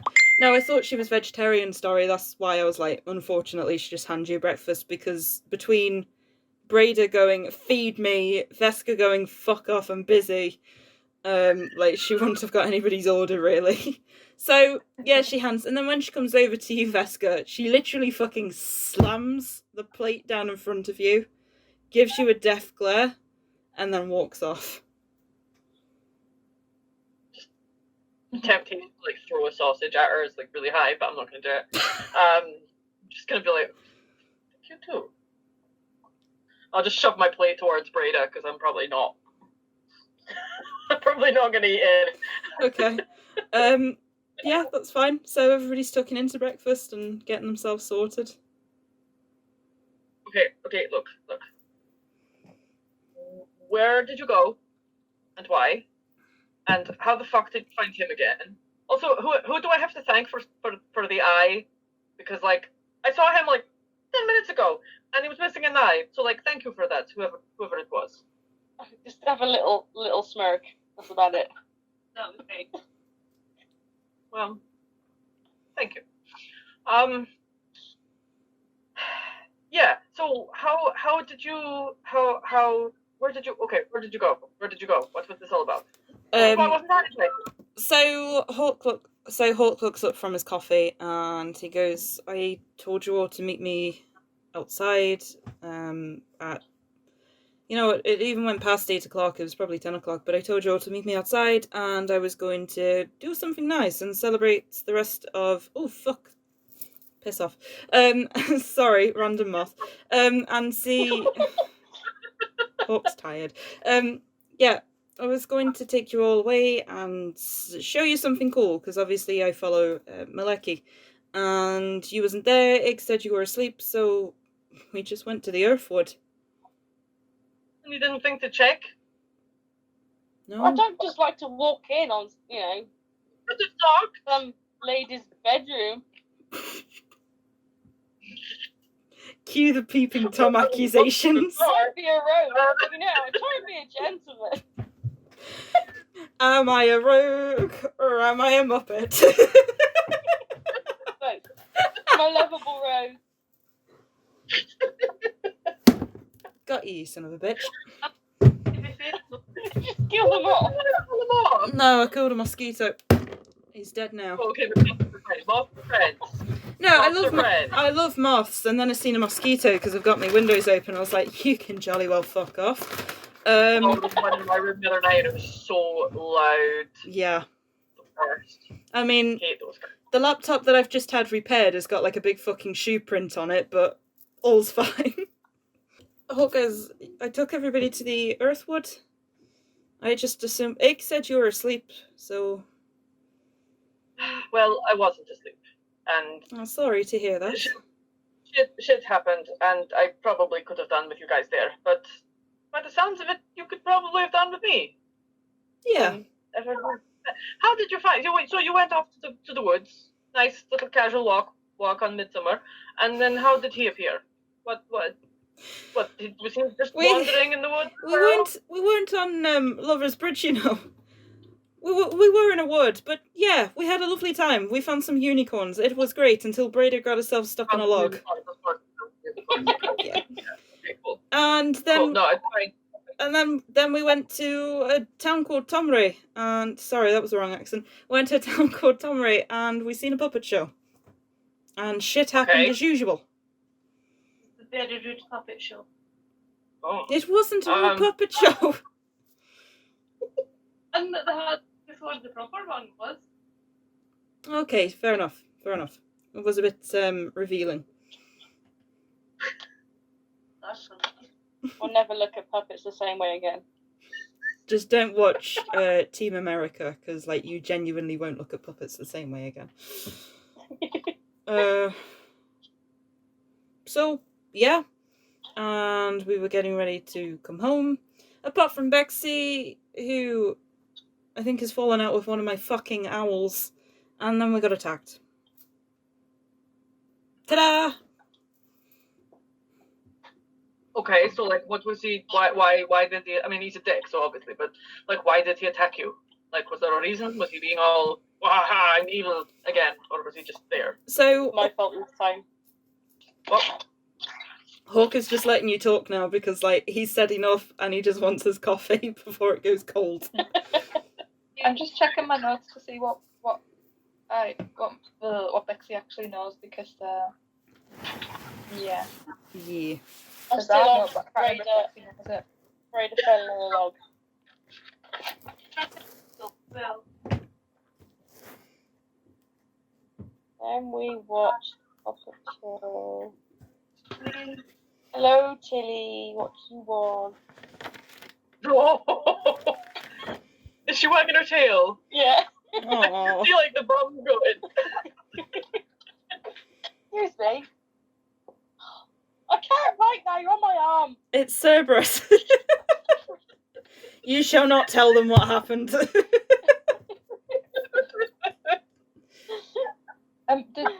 Did our characters see that note, the piece of paper? Who saw that? Oh, you've turned the radio on. Get off the box. Which note, sorry? So we got rid of the assassins and the in Trysariph put back. In a second. yes. Yeah. Right. Oh, And there was a piece of paper please. on one of the guards from Lord Favorsprite. Favorsprite. Who picked it up? Did we all see that? I can't remember. I just wrote it in my notes, but I can't remember if my. I'll just say Bexy picked it up. So yeah, Bexy, you would know about that. All right. So Bexy shall explain to Veska when she reads their notes again. Hang on. I like to think while this is going off, Ig's just like fighting with Cerberus over some bacon by the looks of Yeah, it. probably, yeah. Yeah. I'm sulked because I pushed you off. We don't know who he is, do we? You don't know what, sorry? Ig does, but we don't know who Lord Favorsprite is. Well, Ig doesn't know who he is either. No, I don't think anybody knows who Lord Favorsprite is at the minute. You've just heard of I think him. we've heard. I Okay. feel like we've heard the name before, but I can't remember whether it was like we've all heard the name out of character or whether it was like. No, I I think feel like everybody's someone did. yeah. Someone did say it when we were at the Fragon's market. Feather. Yeah. Yeah. No, I think at this point you've all definitely heard of Lord Favorsprite at this point. So Veska Yes, and we did. Ig. We did when Ig and I went to the Fragon's pub, Feather. the theme bar, and Yeah, that's it.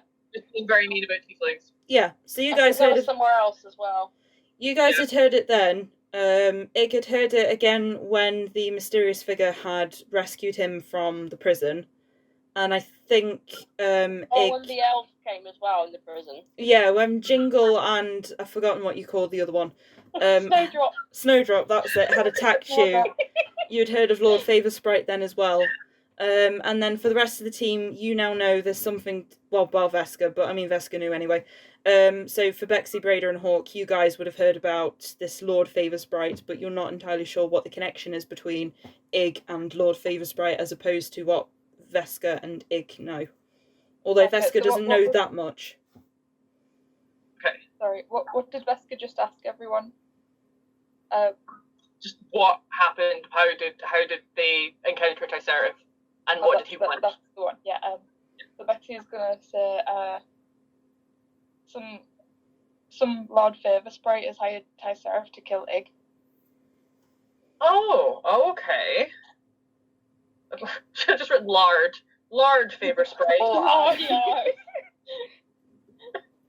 Oh, Lord, My handwriting is so bad today. Like, even by my standards, it's so bad. bloody good job on recording. Okay. Oh, shit. Okay, to kill Ig. Okay. I've heard that name before. I mean, did he just up and announce that when he arrived? Like, No, was it all, "Aha, I'm here to kill you," thing? I don't want to put a vampire there. It is I, Lord Dracula. I'm assuming he didn't say that. I can't even think this session. It's ridiculous. It's because you missed one session, and now it's like twice the craziness has got to get out. Yeah. So, does anybody else remember? Intense backstory shenanigans, and then it's just like, "Oh, we nearly died." Like, So does anybody else remember anything else that made no sense? I don't put my nose to. Okay. So no, he was contracted to. He was contracted, wasn't he? He was. Fucking hell, I can't remember. so basically, we. There was a note. That's it. There we go. Okay. On one of the assassins. Mm-hmm. Oh, That's it. looking forward to getting Egg's head on Silver's Day. Oh, hold on. I just managed to read my handwriting. Was that Egg's head on a silver plate or something? Silver's Day. Silver's Day. It was Silver's Day. Yeah. I just passed you the note. You've got the note. So yeah, does anybody else remember anything else? They're all traumatized. I think my hand had given up by then, so... So I don't remember anything else. what you get from the team as they're trying to remember what had happened? Bexy spoke to a god. Not Oh. Bexy. No, Braeda spoke to a Braeda. god. Oh! So what had happened Fireplace. was they'd gone to the Earthwood, which is part of a different continent of Faerun, across the Earthspur Mountains, and it was to experience planting rituals, and this is where the unicorns came in. So after that, they went to a place called Tomray, which is in the same continent. So the continent is called Damara. I'll type that in. Yeah. So they went to the Damara continent. What was it called? They went to the Earthwood. What was the town called, you said? It was like Tomray? Tomray, I'm just getting to it now. And then they went to Tomray. There they went. Hashtag. Yeah, there they went to a pub. Some shenanigans were happening, but there was a puppeteer that was there, and they were doing like a whole midsummer, wrapping up the evening. And they got told a tale, that that Bexy and Hawk knew, as it was something that was told to them when they were kids, but Braeda and Ig thought it would probably lead to more puppet porn. Bexy got very enthralled in the entire puppet show to the point where she committed the sin of stealing some nuts, unknowingly. But eventually, at some... Bexy stole. Yeah, Bexy stole some nuts. It got to the point, though, that something had sparked Braeda off. Tell me it's whack starts. Yeah. Anyway, so during the puppet show, something had sparked Braeda off, and she decided she wanted to talk to her god and asked the tavern keep if he could basically raise the fire. He told her no. Some more shit happened, and basically they all got kicked out. Bexy was really upset and tried to watch the rest of the puppet show through the window as Braeda pulled out the log that she was trapped in earlier from her bag of holding, got Hawk to set it on fire whilst Ig was roasting marshmallows on Hawk's produced flame. And Braeda managed to speak to her god, but there wasn't really much to it. It was shit that they already knew to a degree. That's useless. Yeah, but I mean, Braeda was pretty damn pleased with herself because she finally spoke to her god. So they decided to then head home because it was starting to lighten up, basically. It was getting to dawn at this point. They all went on their fucking owls, bar Bexy, who was really pissed off that she was being made to miss the puppet show. She nearly had a fight with an owl. Wait. Why was she interested in the puppet show? I know why she was interested in the puppet show, but like... We don't. She did tell everyone. Yeah, she did, but I can't say because of certain things. So if you guys can, Said it was part of your childhood or something. It was a story your mum read to you or something. Was that right? Yeah. There we go. So that's what I'm saying. I know why she wasn't just because she's a child. I know why she didn't want to leave, but I can't say unless somebody brings it up. So yeah, she didn't want to leave because this was something she'd heard of, and the story that was told is quite important. So whilst they were in the air after the owl and Bexy shenanigans, they got attacked by assassins. Everybody managed to avoid it bar Bexy, who unfortunately was attacked in midair. She used a spell that sent Hawk flying off his owl and crashed into the ground. Then they were all confronted on the ground by Trysariph, 3 Favour Sprite, and 3 Favour Sprite assassins, who were all elves. Oh yeah, and that, yeah. Yeah. I forgot to ask the god the right questions. Lol.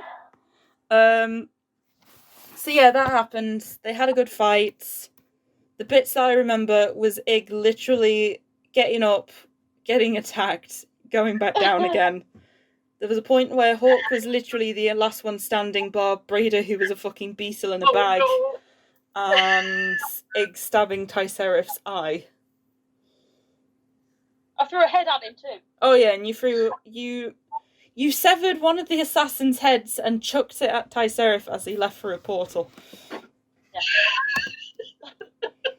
Parting gift. Yeah. Imagine like, just like, and you can take this with you as well. The thing is, I wish I'd actually read the note first and be like, oh, you wanted the head, here you go.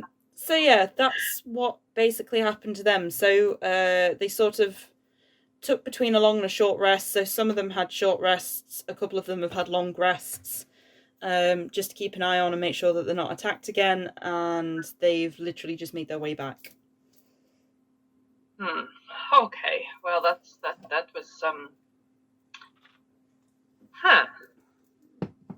Okay, well that didn't happen to me.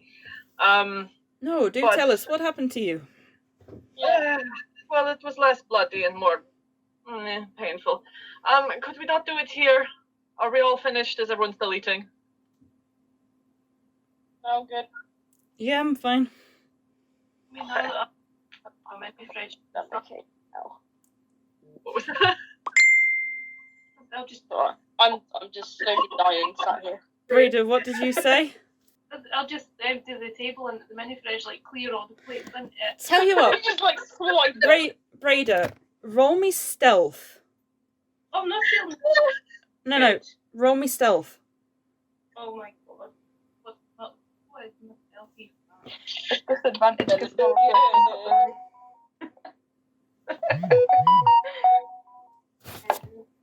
That was 18 plus 2. Okay, now roll me a sleight of hand. Come on, Braeda. Fucking curse with Veska, that's a 1. Oh, Okay. So you managed to successfully sneak into the kitchen, and as you open the fridge, you just start piling shit into the mini fridge. Well, I'll leave gold for it though. Oh no, you don't know what you've stolen. You've just filled your mini fridge. Okay, can I leave like 100 gold pieces just in case? Make sure that covers it. Yeah, if you want. Yeah, I'll do that. Okay. So you've filled your mini fridge, you don't know what you filled it with, and you leave 100 gold pieces. So you walk out, and yeah, everybody's ready by the sounds of it. Okay. We haven't been kicked out of this tavern yet, have we? Or are they still good? yeah. So- hopefully that's it. Vander overhears and he goes, "Yep, you're still fine." Okay, good, because this is. Anyway, upstairs. I'll just point back to. We'll just go upstairs. Can and I just go- definitely check you're not swingers, right? I'm a married No. dwarf. Just gonna give him just that look, just that. Oh, there.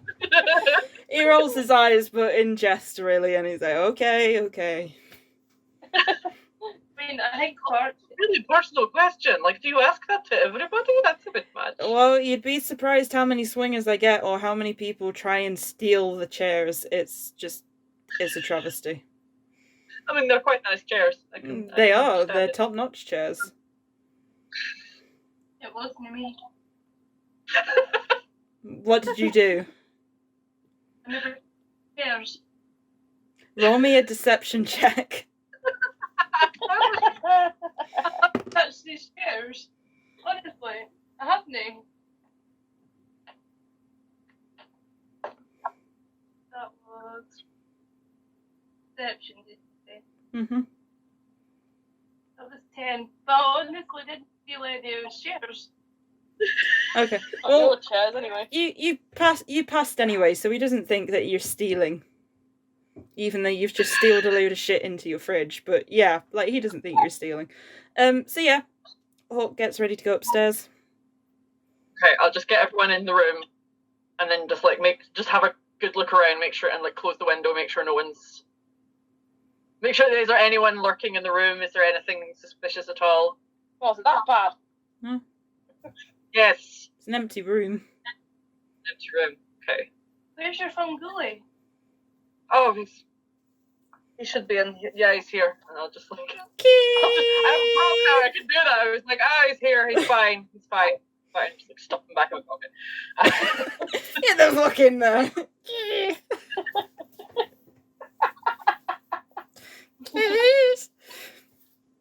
You just hear some very disgruntled coming from your pocket as you shove them back in. I'll let you out when you can behave. Okay. You're misbehaving again.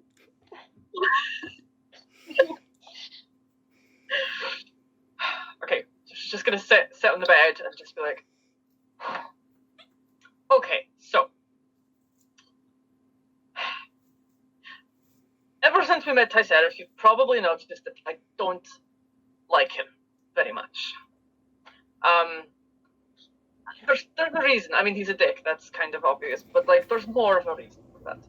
And well, you might also have thought that I've not always been an entertainer. Okay, I used to do other things, and I mean, it may shock you, but I used to steal things for a living. That's what I did. And it's kind of shocked you, right? But I grew up with other people, and we all stole things. That's what we do. And you know, as these things happen, you start, you find other people, and you become a little family. And that's what I had. And we stole things for people, and we stole things for ourselves, and sometimes people would ask us to steal things for them because we were quite good at it. So, we would steal stuff from rich people, from stupid people, rich, stupid people. I mean, there's a lot of overlap, but and that's what we did, and right up until we didn't, and then she goes into her bag and scrolls through her things. And if she put it in the correct folder, which apparently she didn't, she can't because it's not there. And I'm going to have to look further back for thousands of pictures. But that was put it in a folder. Do you want me to see if I can find it? No, sorry. It's just I have so many pictures in here, but I know where it is. Okay. I just need to scroll. So basically, I'm not related to any of these people. We're just, we just found each other on the streets, and we looked out for each other. We were all just kids, and but where the fuck is this picture? Where the hell is it? Hold on. This is so stupid. I had this all planned out.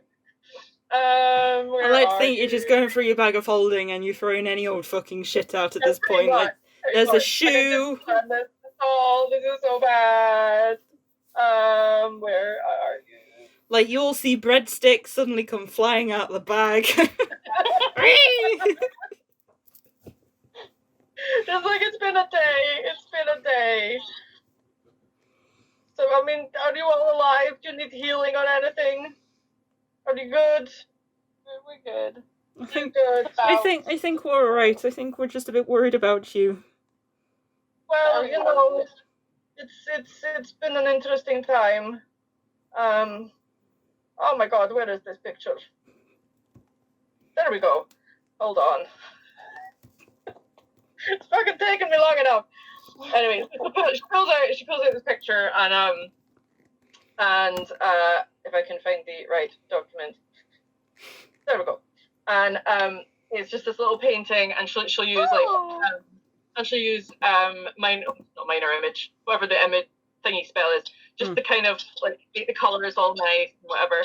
I was like, so this was my family, and we did jobs for people and stuff, and one day, we had that's Tyrion on the left, the little guy, little halfling, and then there's Leonin at the back, and then there's Tabaxi in the middle, and then there's me, obviously, and Inoji and Edward, and we did jobs and stuff, but like Tabaxi, he was our leader. He was like the big brother, He planned things. He had good contacts, and he arranged everything. And so one time he was like, oh, here, this rich guy, he wants us to steal this necklace from somebody, and like the guy had like won it at auction and he didn't know what he had or something, So we were just going to steal the thing and then sell it to like some other guy who really wanted it. So, we went to the place, and we were all like, we all had our jobs. And she's kind of like freaking out about it. She's like, so we all had our jobs. So like, Leonin was up with his bow and he was like shooting people, and we're all sneaking in, and my job was to go in and like charm the guards and get myself into the building and do all that shit. And so we did that, and I went in, and I did my thing with the guard and charmed him, and then when he wasn't charmed anymore, I sent him to sleep and then left him to it. And I went in and found this thing, and I'll pull out this necklace, and it's just like a gold chain with like a little kind of gold sort of amulet style thing with like a bright green gem on it. And I'll just hold it up and then just like put it on the bed. Just like So that's what I was supposed to steal. So I stole it. And the job was, we went in, we went out, and we'd meet back at this tavern, and then we'd sell to the guy. So I went to go out, and I don't know what happened. I heard something. I don't know. I just turned around, and then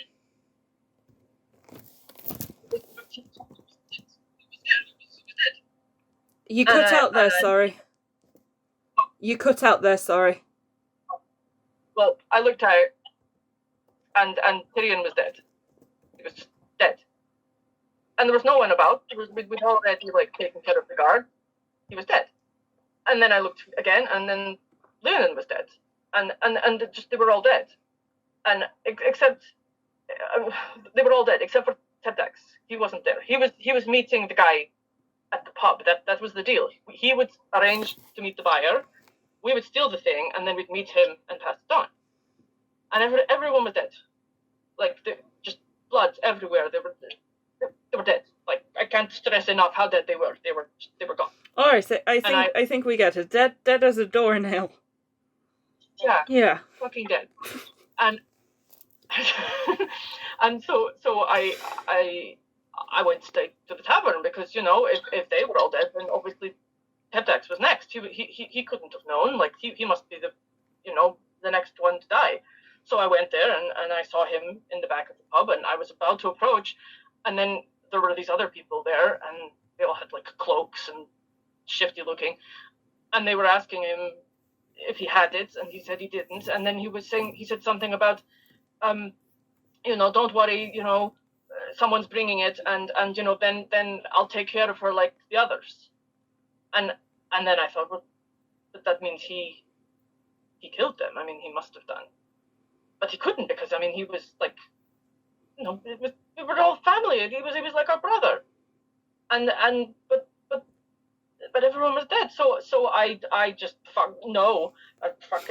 So I just left.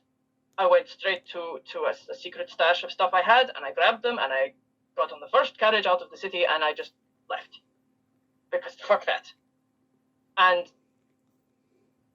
didn't think to change my name. That was probably my bad. But, switched, bought a lute somewhere, picked up a few songs, changed a little bit. And that was that. And I thought that was the end of it. And then when we were in that prison wagon, and we were looking out the window, and then this fucker turns up, and I recognized him. He was one of the ones in the fucking hoods. And he seemed to know a lot about me, and he seemed to delight in taunting me about the fact that everyone was dead. So, obviously, I don't like the guy now. I want to kill him very, very badly. So I just thought that he was involved somehow, and that, revenge was like the thing to do. And then you were out, and he obviously wants this necklace for some nefarious reason. He's wanted it before. And then you were out, and then Inoji was there, not dead. And so she took me out somewhere, and we talked. But she can't talk because she's got like some spell on her, so she can't explain herself. But like, I kind of get the impression she doesn't want to do all of this. Like, it was an illusion apparently, but everyone else is dead, which sucks. So yeah, basically she's alive, which is just like, what the fuck. And Tabaxi is obviously alive, and then you obviously fought him or whatever. And then they were there. And then Trysariph was there, and Tabaxi was there, and they were asking her if she had the necklace, and she said she hadn't. And then they didn't even acknowledge me. Like, I mean, Trysariph did. He gave me a look, but then he's a dick, so he would do that anyway. But like, Tabaxi didn't even look at me. Like, that's like, what the fuck. So yeah, I'm not having a very good time, guys. And next time, like, check if I'm fucking sleeping, because I fucking wasn't. So yeah, fuck this thing. So now, yeah, she's just gonna just sit back in the bed, just like, I'm done. Yeah. Look, I'm sorry we didn't check. That maybe you're awake or taken captive. I'm sorry that you went through that alone. And I'm sure the rest of us, and he gives Ig a bit of a look, will make sure that we check on you if that's the case. And then he goes over and he hugs you. Oh, thank you. It's fine. Yeah, Good can I hug. just put like a hand on her shoulder or something and just be like, I'm really sorry. Oh, thanks, guys. I don't hate you, but it's still fucking annoying. No, I think we've all had a bit going on recently. Yeah. Yeah.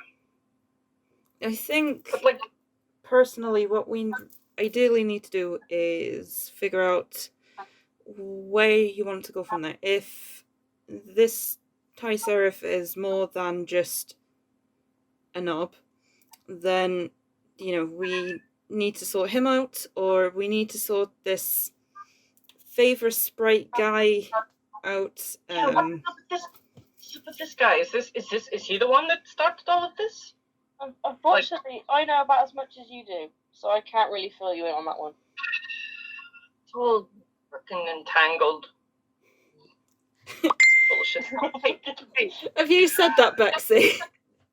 I was thinking it as well. No, I'm not sure I said it. Oh, what a shame. He's a spunk trumpet. He's a fuck nugget. Oh shit, guys.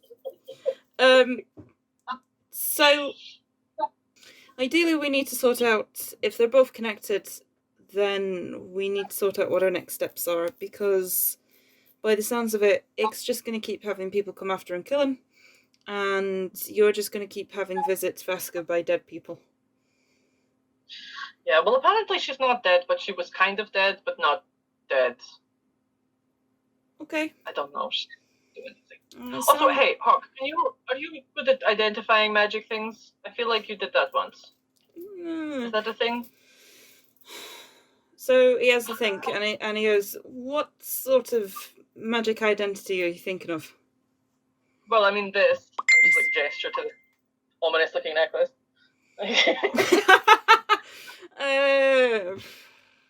Roll an arcana. Don't touch it though, it's kind of funky.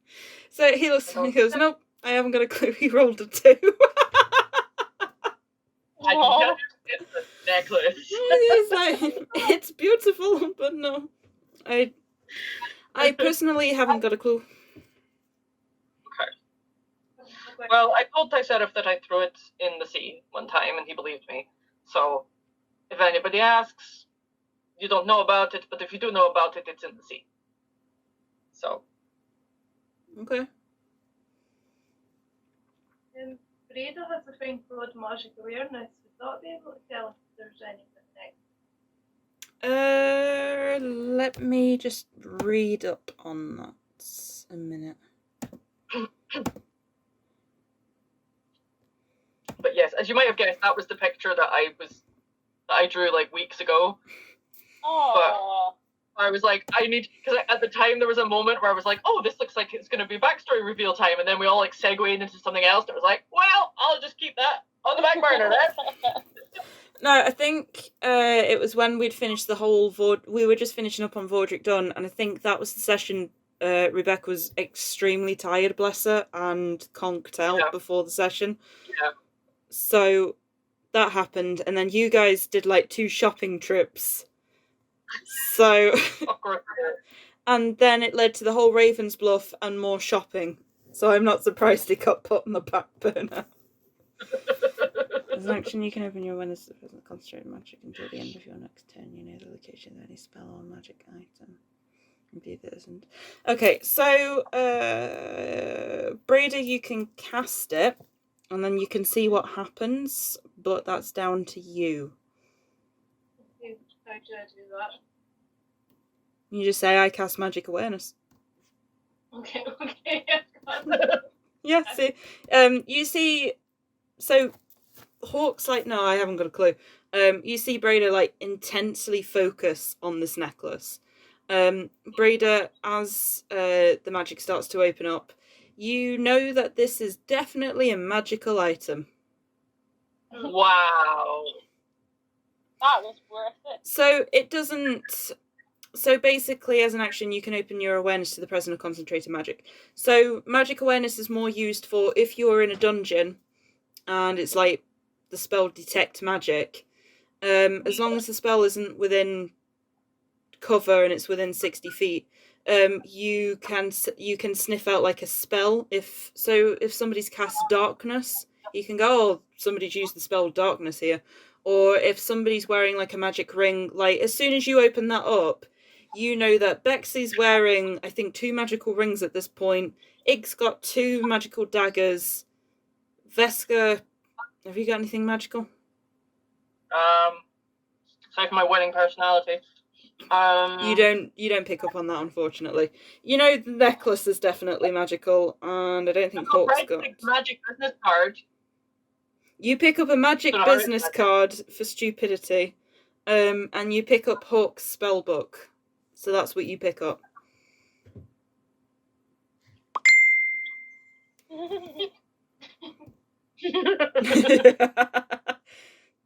Well, I mean, you glow as well with your, like, fancy shit. So your axe, Yeah. I think, is a +1. That glows. But yeah, I mean, you literally realise, like, how much magical stuff these guys have. I mean, well, like shit, guys, you got like loads of magic stuff in Veska. Your necklace is magic. Probably use that.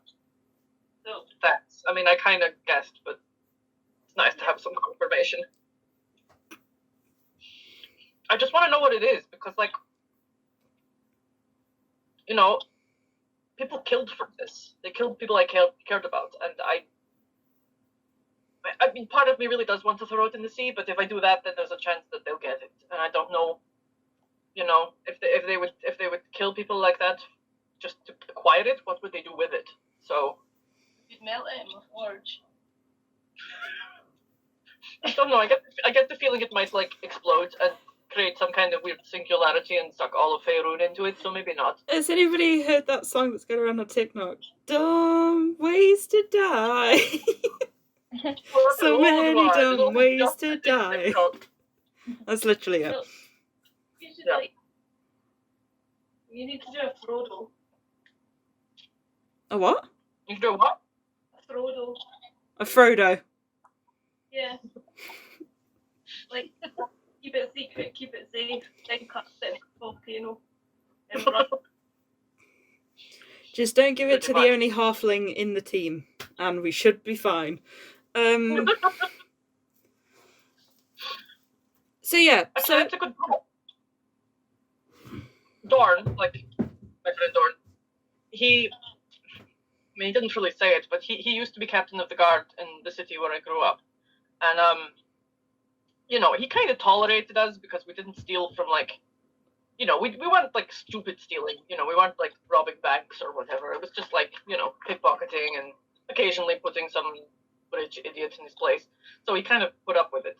But he met Inoji and Tabaxi in, well, when you heard he said that, but he met them recently, and he seems to know about the necklace. So I don't know. But he wasn't aware of this. Well, maybe he was aware of the theft. I don't know. Maybe it was reported and he just assumed it was us. I don't know. Or maybe they asked him. I don't know, because I've not told anybody. Well, I told one person, but that was like ages ago. But nobody else knows. So don't mind the Aldi advert. Sorry. I was just following Rebecca's link. Well, I mean, might be worth asking him. See how he knows.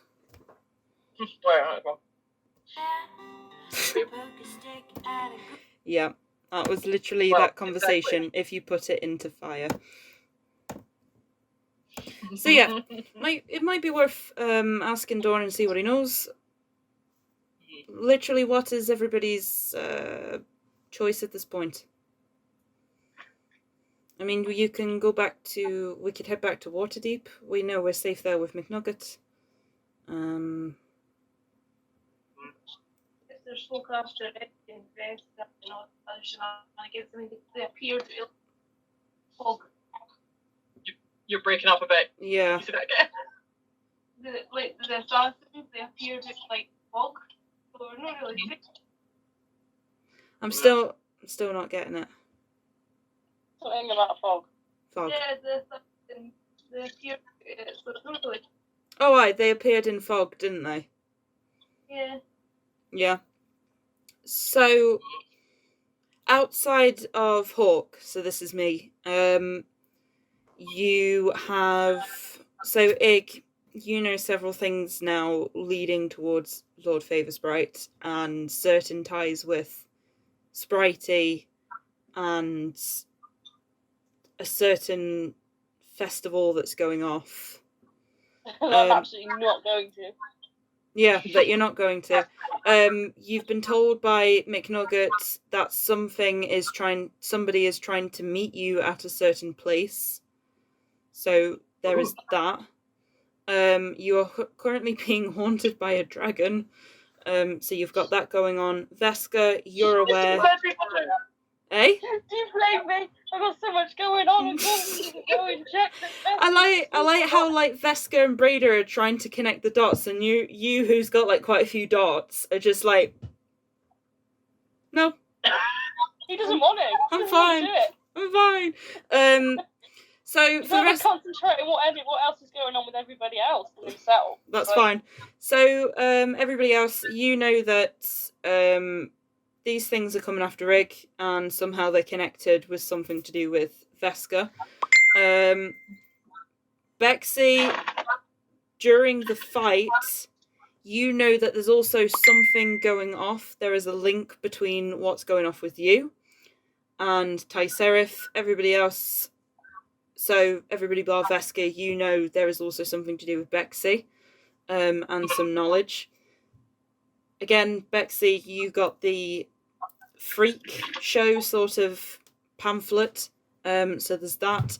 So at the minute, you've got 3 routes you could head down.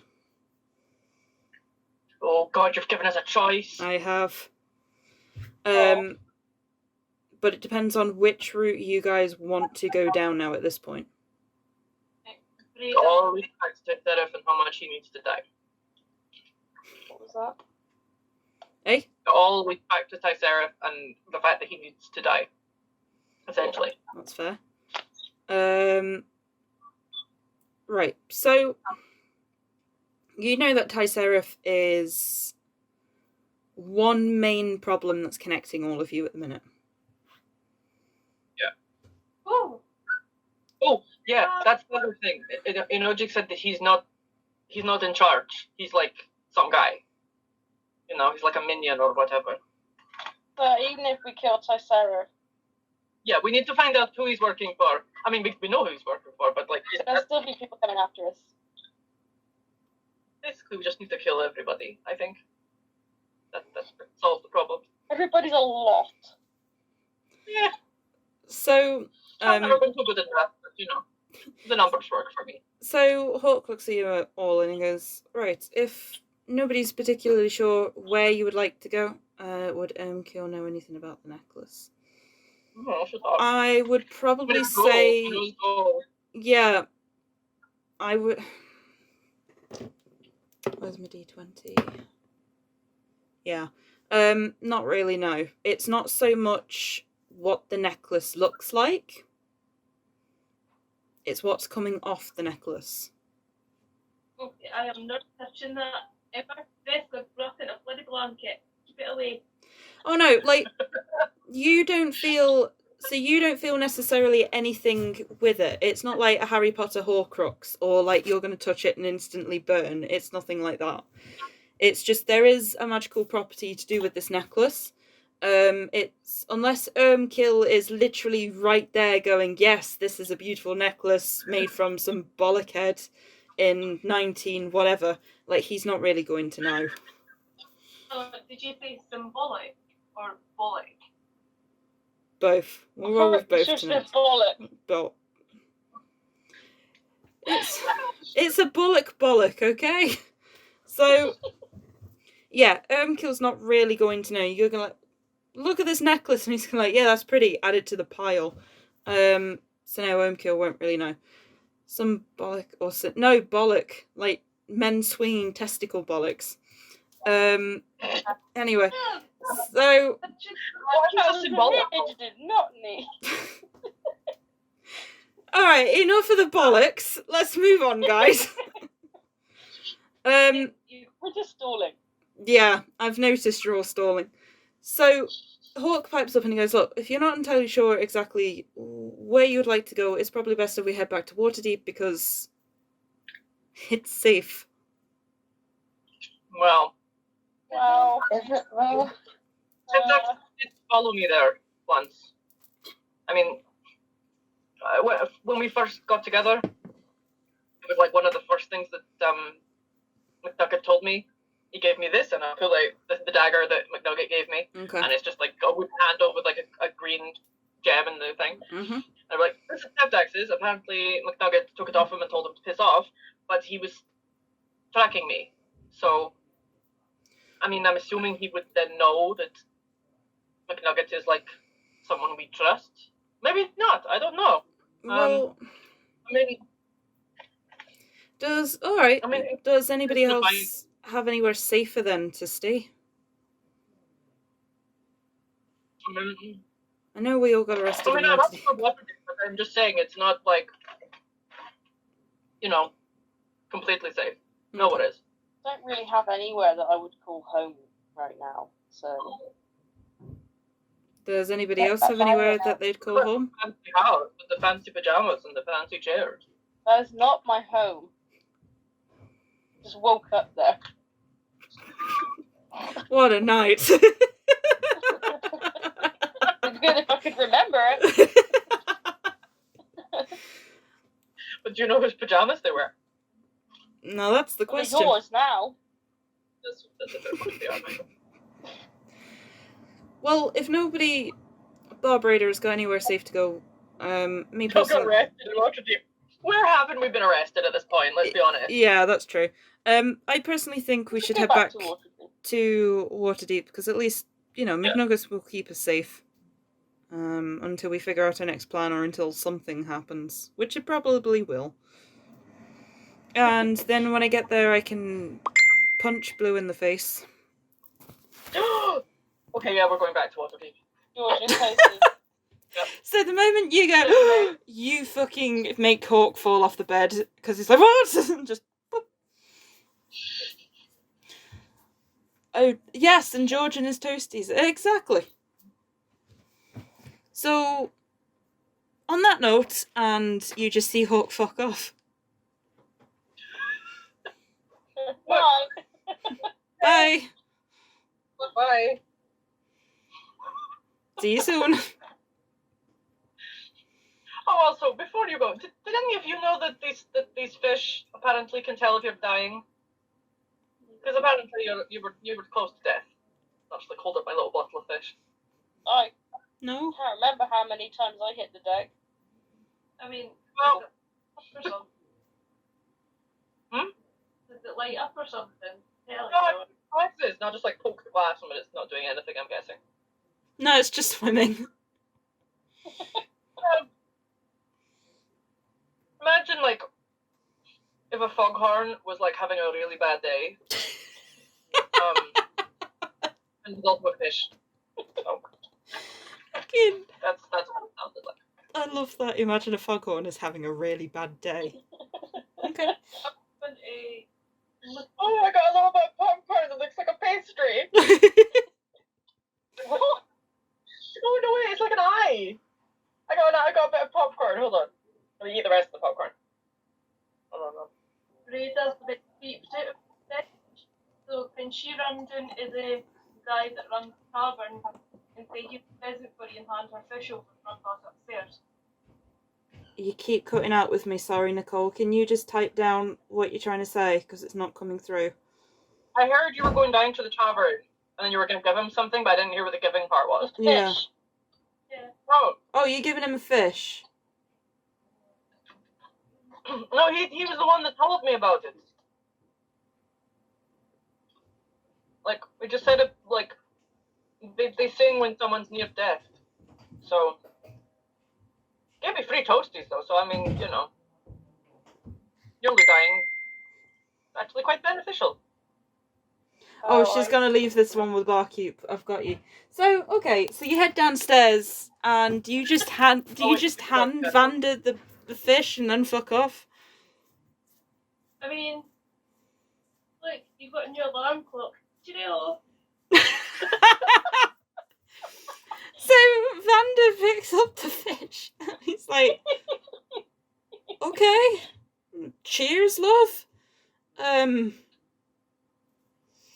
So he goes to the waitress and he goes, oi, Dolly. And you see the waitress turn around. Yeah?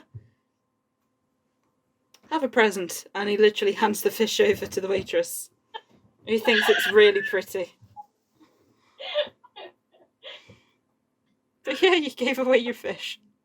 So, as you're all sort of deciding and dithering what it is you're all wanting to do at this point, Hawk disappears into the market, which most of the people have sort of, like, left. But he manages to find the scroll person. Ignore me as I'm putting my sock back on. And he purchases the scroll, uses the scroll, and then comes back. Okay. That's fair, Braeda, that's fair.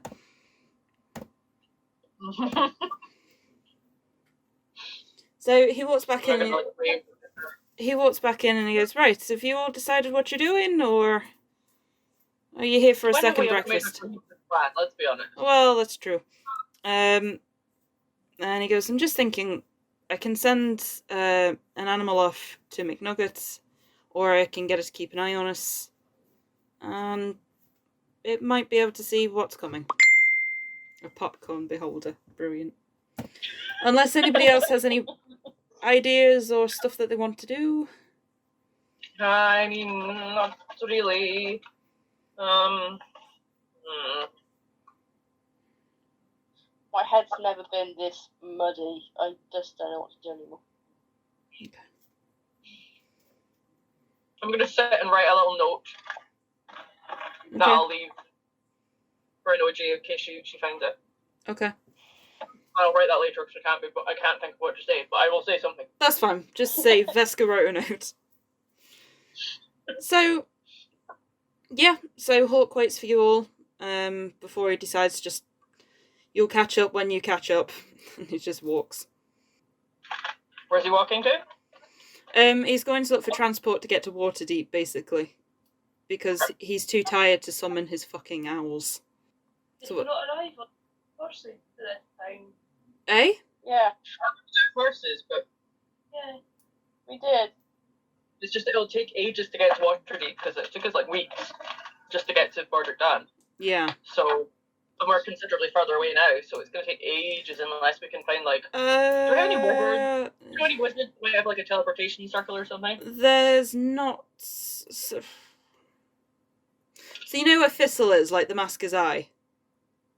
Yeah. So it'll take you like a week to get from the Masker's Eye to Vordric Dun. You are so Vesperin is closer to Waterdeep than Impulita, but because you're a bit further down, it's probably about a month hard journeying through everywhere else to get to Waterdeep. So, because Hawk can't summon his giant owls, he literally sets. So, Hawk uses the scroll and he sets something off. He comes back and he's basically seeing whether you guys are going to go or whether you want to stay another night. So at least he could rest up and then you could all cover some ground with the fucking owls. Yeah. I mean, everyone looks shattered, so I think probably sleeping on it's probably wise. Okay. So, before you all go to bed, because we'll just like time skip to this evening, so to speak, does anybody want to do anything else? Probably not. I don't know. Decisions.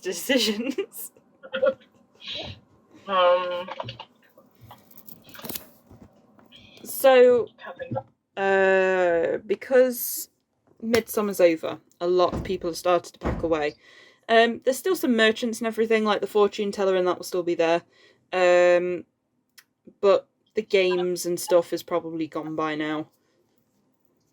He probably won't actually, considering he got arrested last time he was out. That's fair. So you stay in your room or on the roof, whichever. Braeda, what would you do? Make a point of lying on Veska's floor Okay. to make sure she's all right after she was. That's fine. Roll me a 1d6 because it's a new day. Oh, Cerberus. 1. Okay, so Cerberus is chaotic good. So he sees you lay down, and he gets the feeling you're there to support Veska. So he comes over and he just lays on Veska. Okay. Not comfy, but okay. That's fine. Massive dog. So you just watch as Cerberus just like unceremoniously plonks himself down on you. Not in a nasty way, just laying over you. You do get a face full of dog breath though. Oh, I Not don't the prefer being kidnapped for this. not the good kind either. So, Braeda, what would you like to do? Do I have a steak in my fridge? So you go to open your fridge. Yeah, it's just to give Cerberus a steak because I promised someone. That's fine. So you go to open your fridge to see what you had stolen earlier. And as you open it, you notice you've pretty much stolen the entire cutlery from the tavern as you filled your fridge with knives, forks, and spoons. Well, the Cerberus eat silvers. Cerberus will eat anything. He ate a dagger on his first evening. I love that you've literally stolen like the silver, like all the silverware, which is like the most like generic thiefy thing to steal. Hmm. Nickel or silver. I don't think 100 gold is gonna really make it now. This was antique. It belonged to my great grandmother. I'm not here to like, here's some money. No, I love to think that Braeda's like, I'm stealing food, and it's not. It was just a whole fucking cutlery set. I'm not keeping it. I'm tipping it out. I'm not that big bloody cutlery. That's fine. So you just see this dwarf pick up this fucking mini fridge and starts tipping it out, and you hear ka-ching, jing, jangles as all these cutleries and spoons is just falling in a heap at Braeda's feet.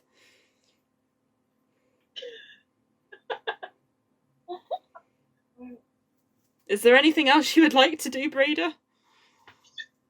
Did she steal any food, or was it just all cutlery? She got a 1 on sleight of hand, so she just stole cutlery. Father, I'll just use my fridge as a pillow and that's it. I'm good. I mean, if you want, you can absolutely have another go, or you could just go and buy some food. I mean, I didn't really and reload in case I get any trouble while I'm away.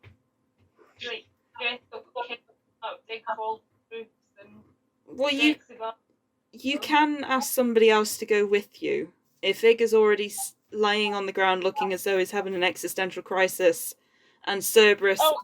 For some reason, I thought it was night time, like we were sleeping. So No, we won't be lying on the floor. No, so this is still during the day. So it's me going, right, you know you're going to be leaving Ravensbluff the next day. So before the night happens, does anybody else want to do anything in Ravensbluff? Yeah, I'll come back to sell my fridge. Okay. So Braeda, you disappear because you remember down in the markets there was somebody that was selling food. So I'd probably say you might go the same time with Hawk then, when he goes to buy his scroll.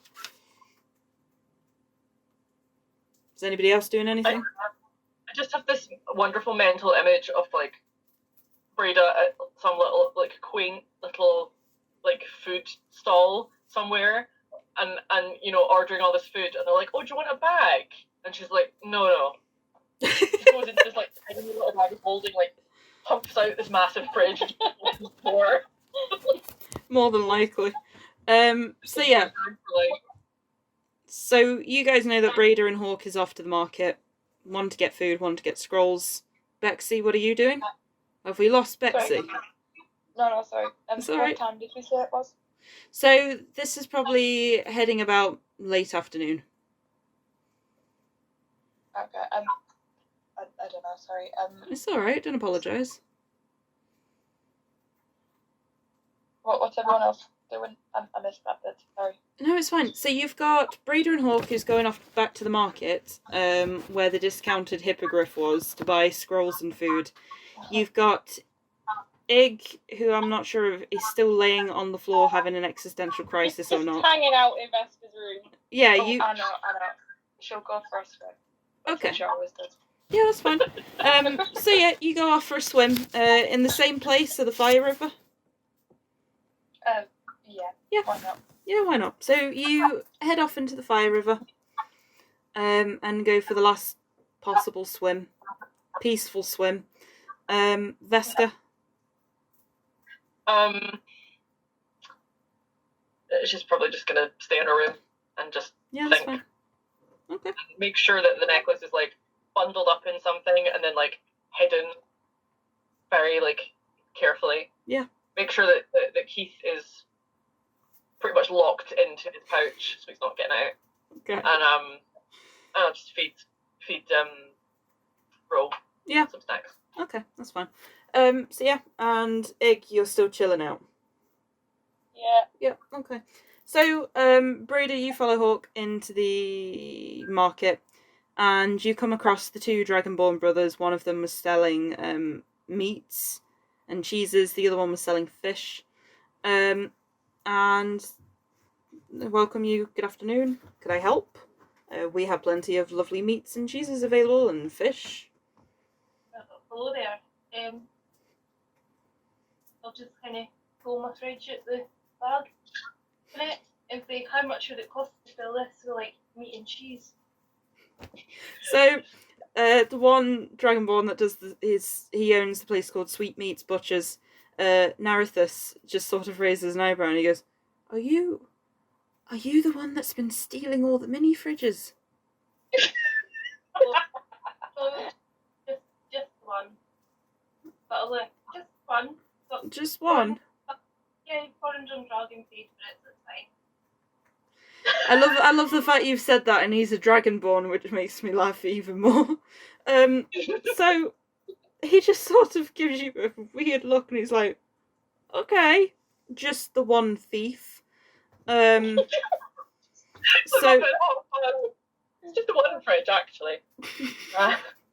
he just looks at the fridge, and he's like, "Well, probably to fill the fridge, 80 gold." Yep, that's the deal. And can I have one of your biggest, juiciest steaks as well, please? Of course. That's 5 gold. Yep, that's Okay. the deal. So you open up the fridge and he just starts putting it in, arranges it really nice and neat, and then he bags up a steak and he hands you the steak, because obviously raw meat on cooked meat just doesn't work. And he goes, right, well, I think you've almost bought my entire shop. Is there anything else you would like? No, that's everything. Thanks very much. And I'll give him 100 gold for the extra. So for being- you give him the 100 gold, and he goes, my dear lady, I can't accept this extra gold. It's beautiful, but I just can't do it, I'm afraid. If it's looked neatly, you've put it in my fridge. If I'd done that myself, it wouldn't look like that. So, He just sort of like nods, but he goes behind the counter, he gets like a load of sausages, he bags them up, and he goes, have an extra.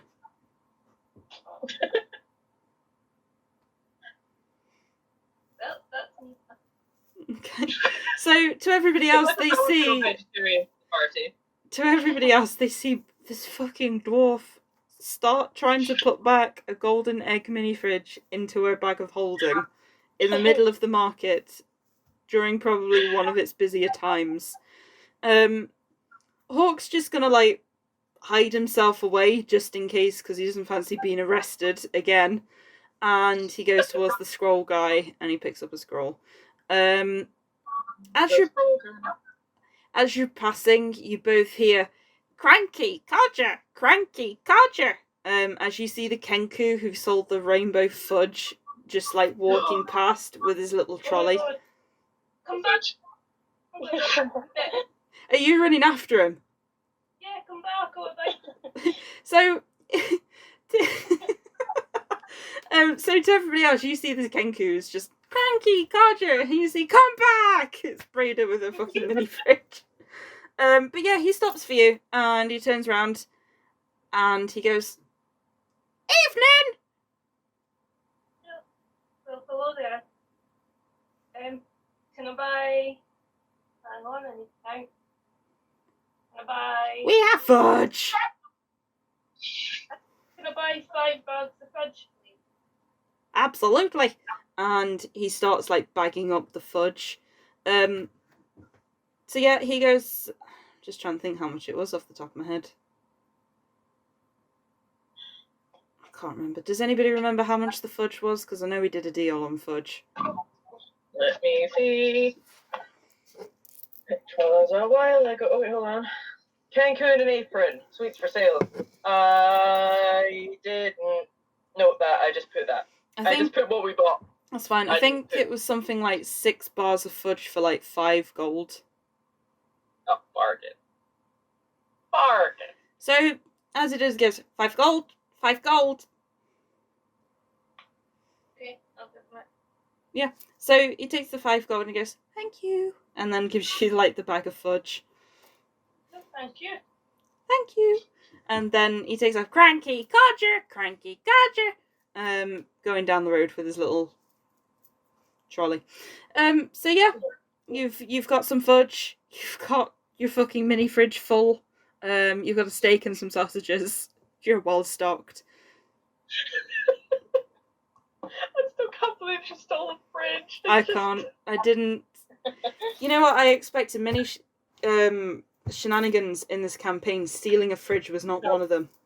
I think my favourite part of this is it wasn't just like a one-off, oh, I stole the fridge, lol, it's in my bag of holding. It's like, it's being used. Yeah. Like, it's the constant fridge.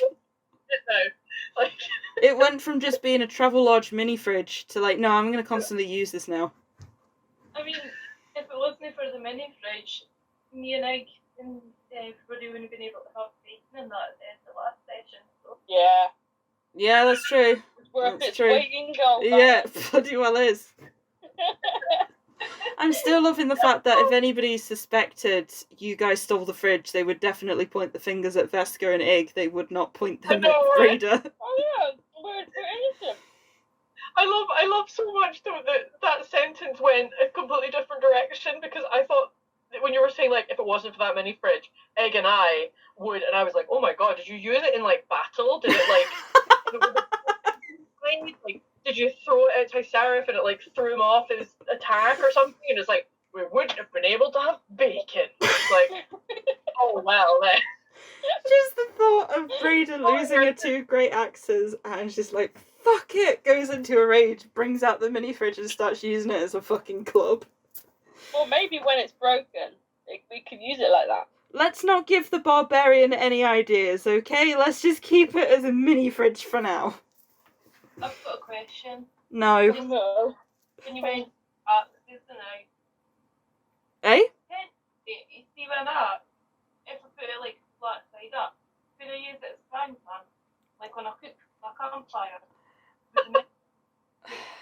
Yeah, I'll say if you want to use your great axe as a frying pan, fine. I haven't got a problem. Right. Can... Just checking. No, I can just see Braeda with a fucking apron on, her mini fridge to the left, like a fire in front of her, and she's cooking on the fucking great axe, making like a full English breakfast, and she's like, morning! And everybody's like, okay. Until she goes into a rage. And it, like, you add that much heat to the fucking great axe that like you burn the eggs. Oh shit. Brilliant. Yeah, so does anybody else want to do anything else? Okay. So Bexy, you have a nice swim. It's nice and refreshing. You don't see anything unusual. Just pretty much the same as normal, really. Awesome, that's how I like it. Okay. I love that whenever anything goes wrong, like everyone else is in a state of panic and Bexy's just off for a swim. Yeah. Every time. Bye. Like, you mentally drain her the entire time. This is why she needs to, like, quickly go and get a bath. I mean, buying sweets and that doesn't really sound like much of a panic, but okay. Yeah, so would you go back, or are you leaving these lot to do whatever? Yeah, she's just leaving them to it. She's making the most of the piece, like. Yeah, that's but, fine. Yeah. Yeah, so would you come back in the evening, or are you coming back the next day? What are you doing? I think she'll probably see how long it would take. Like, like how much peace she can actually get. Okay. Just So- very little piece. It's now nighttime. By this point, Bexy and Braeda and Hawker's definitely come back. You notice Braeda's quite happily carrying, she's pulled out the fridge from her bag of holding, and she's got like the steak that's been fed to Cerberus, probably some sausages, and she's handed everybody like a piece of fudge. You see Hawk has now got an actual hawk perched on his shoulders. Oh. And Bexy's still not there. So, do you guys panic, or are you just, no, fuck it, it's Bexy, she'll catch up when she catches up? What you guys doing? I mean, do you have to be like, be sure like a child and stuff like that? I don't know. Sorry, like Druid line? I know we're both druids, but I don't think it really works that way, if I'm being completely honest with you. Homing pigeon. Yeah, it's like when a giant meets another giant, you must know them because they're definitely a giant. No. It seems like music. It's like accidental racism. Classes. Druid. It wouldn't be racism, it would be classism, accidental classism. So, he looks at this hawk that's perched on his shoulder, and he basically tells it to go and have a look. And you see it fly off through the window. Whee! Lol.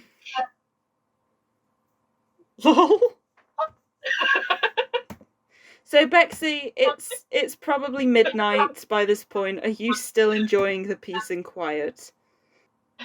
She's probably, I don't know, she's probably gonna like assume that like everyone's gotten themselves into trouble, or they're all dead, or something's happened to them. Because like, how fortunate is it that she's managed to go this long? without any Exactly. shenanigans, or anyone like fucking stuff up, you know? Yeah, like you've had the most peacefulest time ever. You've like dove down to the bottom, you've checked all the seafloor, you've been lazing around on the top watching the ships go out of the docks and off into the world. You've probably met like a couple of dolphins here and there. And, Danim's behaving for once, and it's now midnight. And just nobody's there. Is she expecting Veska to be thrown in after her? She better fucking not be. I'm just surprised at the minute.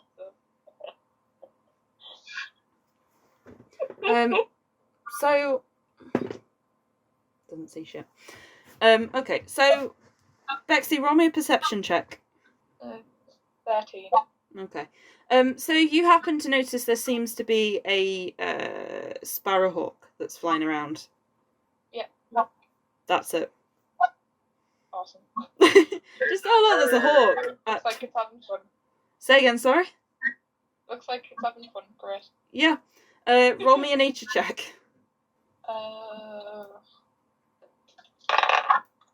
16. So you know that they wouldn't necessarily be flying out at this time of night. That sounds like a sparrowhawk problem, not a Bexy problem. That's fine. So yeah, so the hawk that Hawk had actually sent out comes back because it didn't see Bexy, and it's just like, nope, couldn't find them. And Hawk is like, okay, well I'm sure she'll turn up when she turns up. Otherwise, is everybody else camped in Veska's room? Seems that way. Okay. So, Summer party time! so Do pillow fights and spin the bottle. if you want. Do you want to do that? No. Okay. Fucking hell. So, okay. It's Crush on who? it's good. And I've never played spin the bottle. I haven't either. I have done a pillow fight though, that's fun. So yeah, it's getting late. And I guess you guys all start going to bed. Bar Bexy, who's still in the sea. I mean, technically, I guess the couple put on Veska's it's fine. You what, sorry? Yeah, I guess, camping on the floor. Yeah. Uh-huh. Yeah, Probably no, sat against the wall. you're sat against a wall. Yeah, he's probably sat against the wall. In a corner, looking all at it. He's, I don't know, he's sort of dozing, but not really. Okay. One eye open. Yeah. So, because you're there, like, one eye open, one eye closed, like, you've probably freaked the fuck out of Hawk, because he thinks that you're having some sort of mental trauma at the minute. Veska, are you... We've all got mental trauma right now. Say Except for again, Bexy, sorry. who's fine.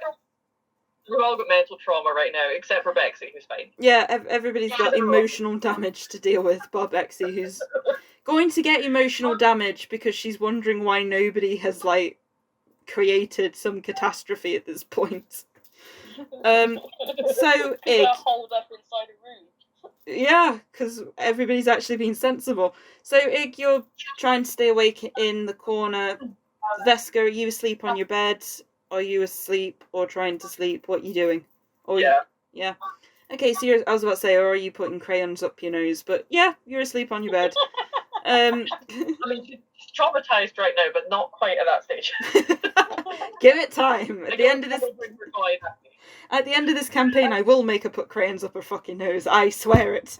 So you're asleep. Cerberus is still laying across you. Just for the hell of it, I rolled a 1. So, yeah, she will. Yeah, that's fine. Any particular colour? I mean, purple. Yeah. Okay, so she just purple crayon up her nose. And fast At asleep. the end of the campaign, not right now. No. At the end of the campaign, when you've managed to successfully defeat the BBUG, your celebratory thing is sticking a purple crayon up your nose. Okay, you shove it up that far because you succeed on a strength check. It then pierces your brain and kills you instantly. Wow. And then if that wasn't bad enough, Kill fucking kills everybody because he lands on everybody. So yeah, you're fast asleep. Cerberus is laying across you. Braeda, are you eating out of your mini fridge or have you gone to bed in the mini fridge? What are you doing? Really cool place to sleep.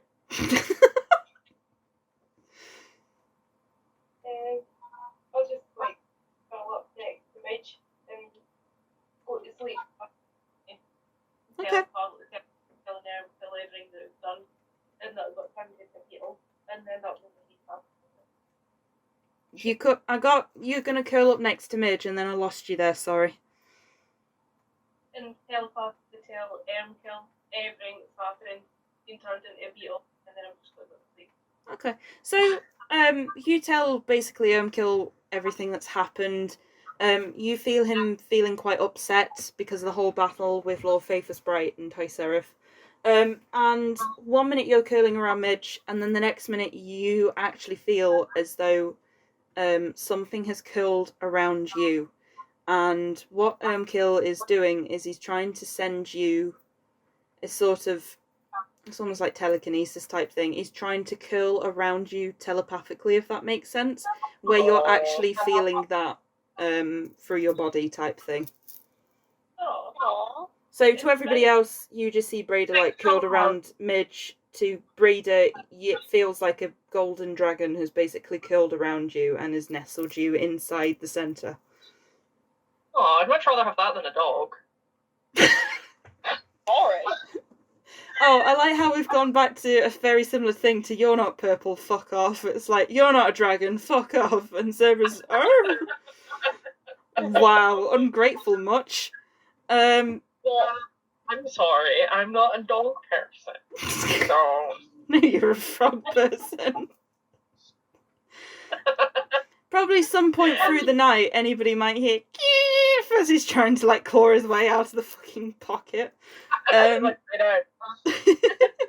So Bexy, it's probably about like 1 o'clock in the morning. What would you like to do? This is fucking great. Can she ask that sorry for fucking Danham if he can see what everyone's doing? So Like through the other familiars. yeah, so Danim, who's really lazing about and is just quite happy, you're like, hey, can we see? Danim looks up and you get the feeling that he was just going off to sleep on the water's surface. And through your mind, you see, so through Danim's mind, tell you what, which familiar is he looking through? Would I put had a 1d4? So, through Midge's mind, you see Braeda curled up around Midge, you see Ig just going to sleep in a chair, and you see Veska, well, you probably see Veska's feet or a tail and like a log, which would be Cerberus laying over her. So you get the feeling that everybody is pretty much safe and happy.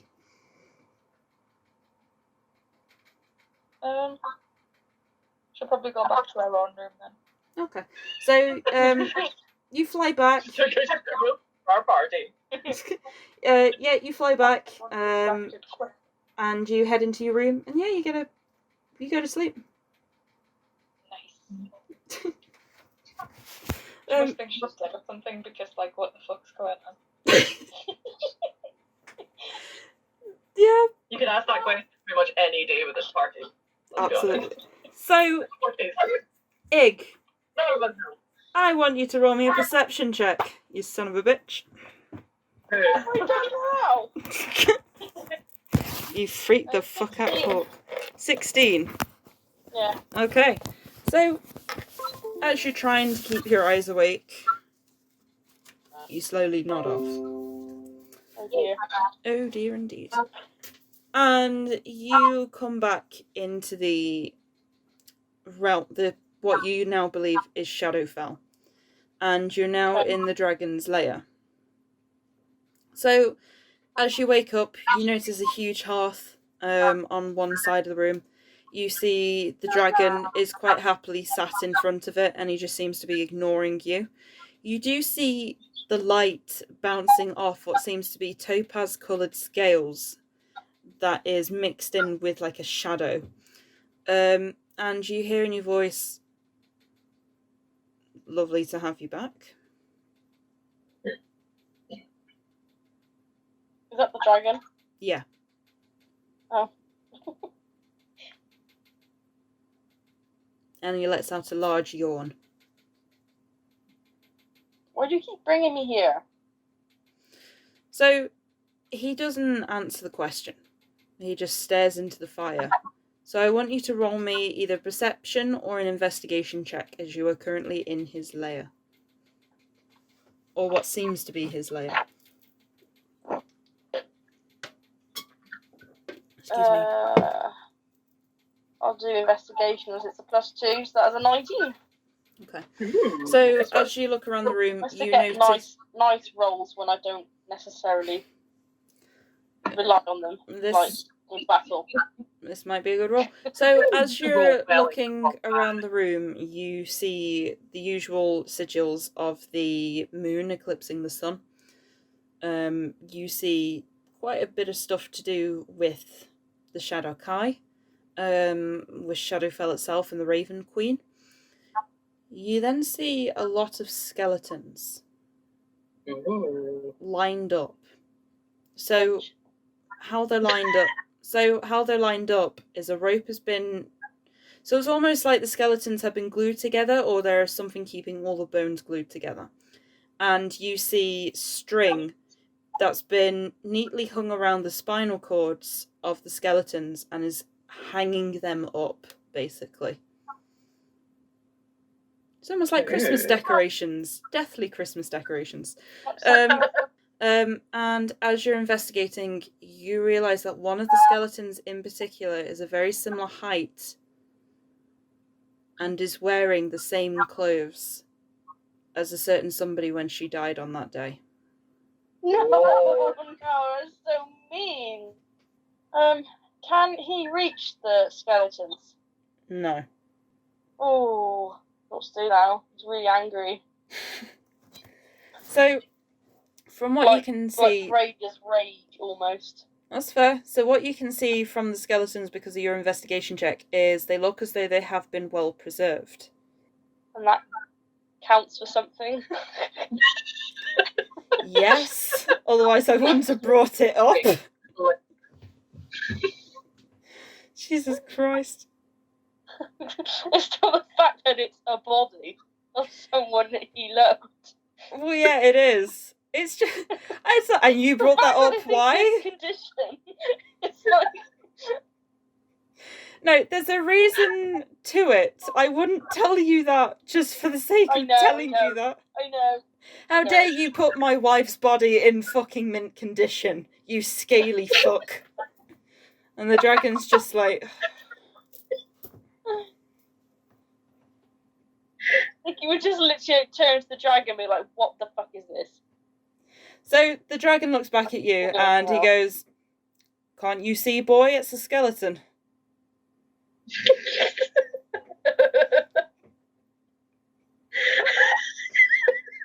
Someone's rolled really high on the perception there.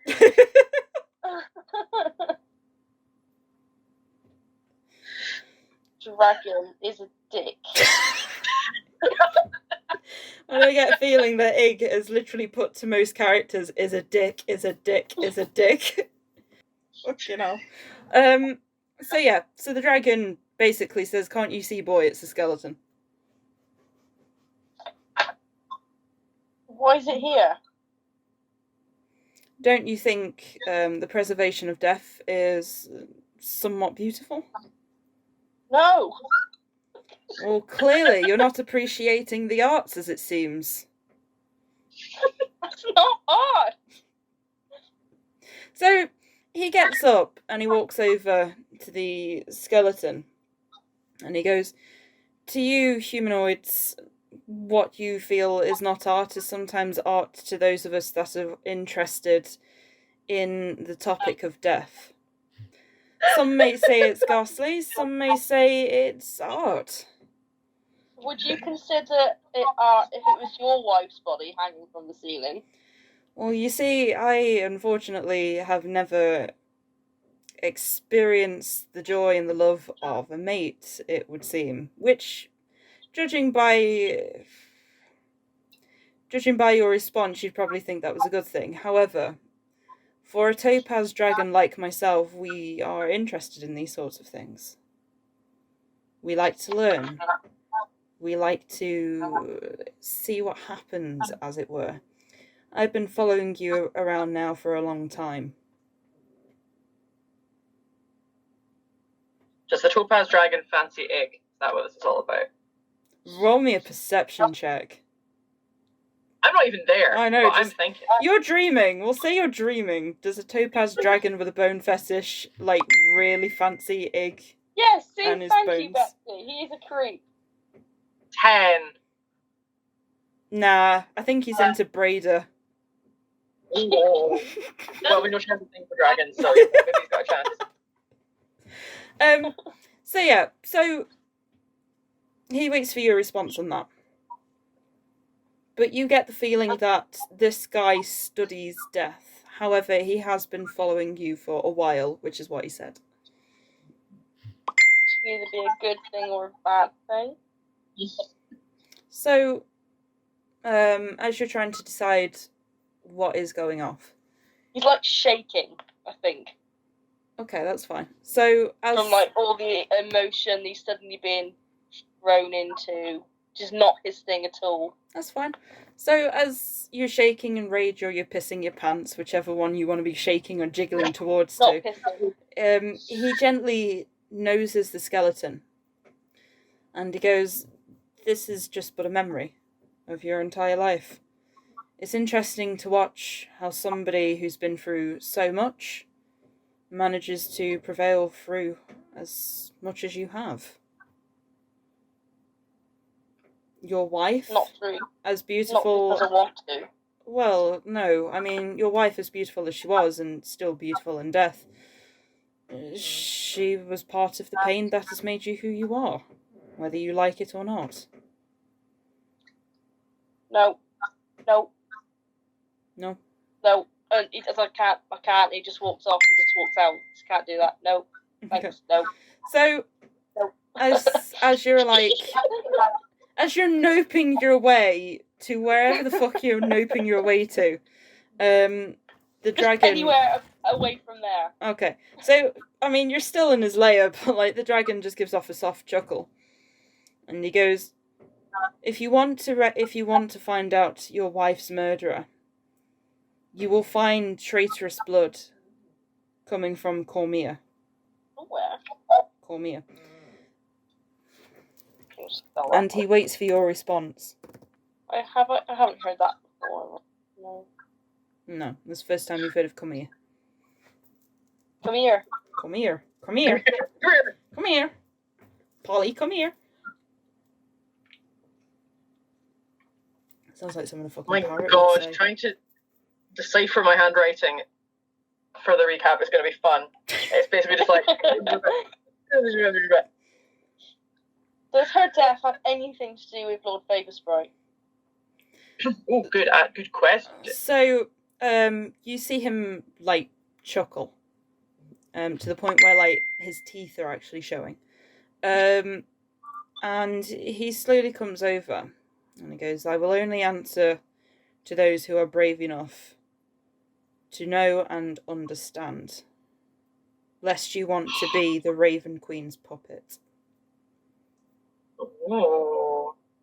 Come here, come here. Exactly, come here. It just sounds like something you'd say to a budgie. Come here. Come here. Fucking. That's actually where all the Kenkus are from. That's where or what? All the Kenkus are from. Yeah, they're all from come here. Come here. Like, you go back and you find Cranks, who's still selling his fudge. And you come here, and he becomes your best friend and follows you for the entire adventure. Come here. I keep hearing about the Raven Queen. And your thoughts exactly on the Raven Queen? I don't. I mean, we are in her domain, as it were. Where is she? So he sort of just raises an eyebrow and he goes, "She's in this plane. This is the Shadowfell plane." I know. Where is she? "She's in the plane somewhere." My boy, you should really keep up. If your mum was part of the Shadow Kai, I would have expected more from you. I literally didn't know anyone's existence until like last week. So he just tilts his head If you and had been watching me, you would I know have been this. watching you, and it was actually a couple days ago when you learnt all of this. Keep up, boy, Oh, keep it's up. fine. I can't keep double checking me notes. It's only my notebook. No, I'm not saying to you keep up. The dragon is saying to you keep I know, up. I know. I said, I know, I just can't remember. No, I just like panicked then. I thought you were like, "I'm trying to keep up, but I keep writing my notes." I'm like, "No, that's what the dragon is telling you." So the dragon's just like, I like dragons. fucking dragon's like, "Keep up, boy, keep up." God, I come here and I sacrificed myself for years, and this is what I get: a pineapple on a stick. Ridiculous. What? Dragon sayings. Dragon.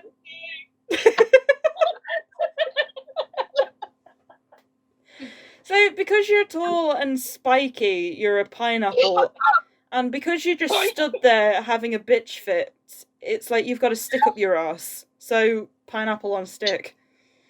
Tempted to shove a stick up your fucking ass at the moment.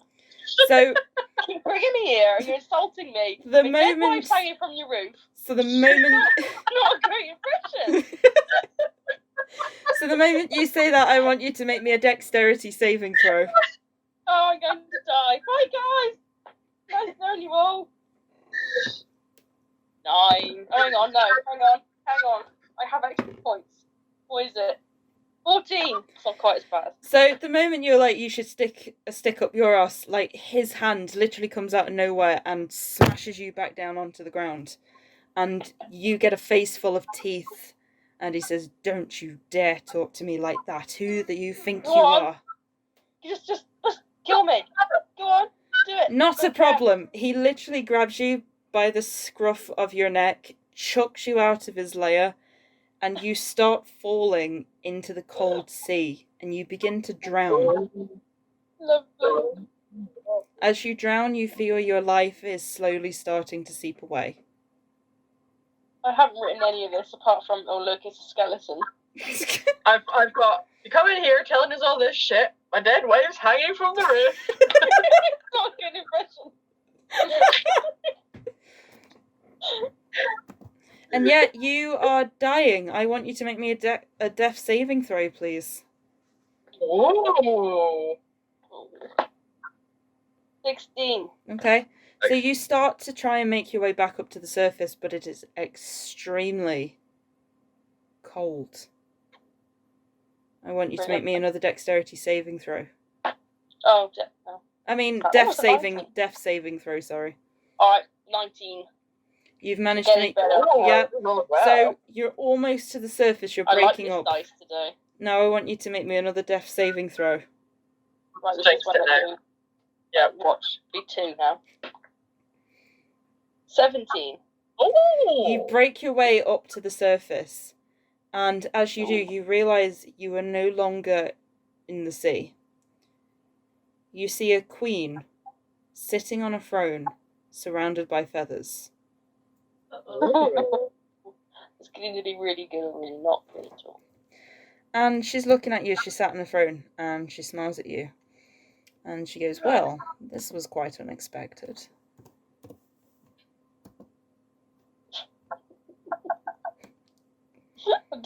He's just being quiet. Doesn't care anymore. Okay, so she slowly walks up. And she goes, I wasn't expecting you this so soon. The prophecy said you'd be, well, not as forthcoming. My little Azanth. Didn't say I was forthcoming. No, you didn't, but the Wasn't it my prophecy choice? certainly did. Well, it's good to have you here. Now, I have a dragon's bargain to on strike my with you. shoulder. Ooh, bargain. Oh god. Well, didn't make any deals with the Fae. You're fucked. Yeah, don't eat anything. Eh? Don't eat anything. Don't eat anything. Yeah, Yeah. if she's fey. Don't eat anything. Don't make so- any deals.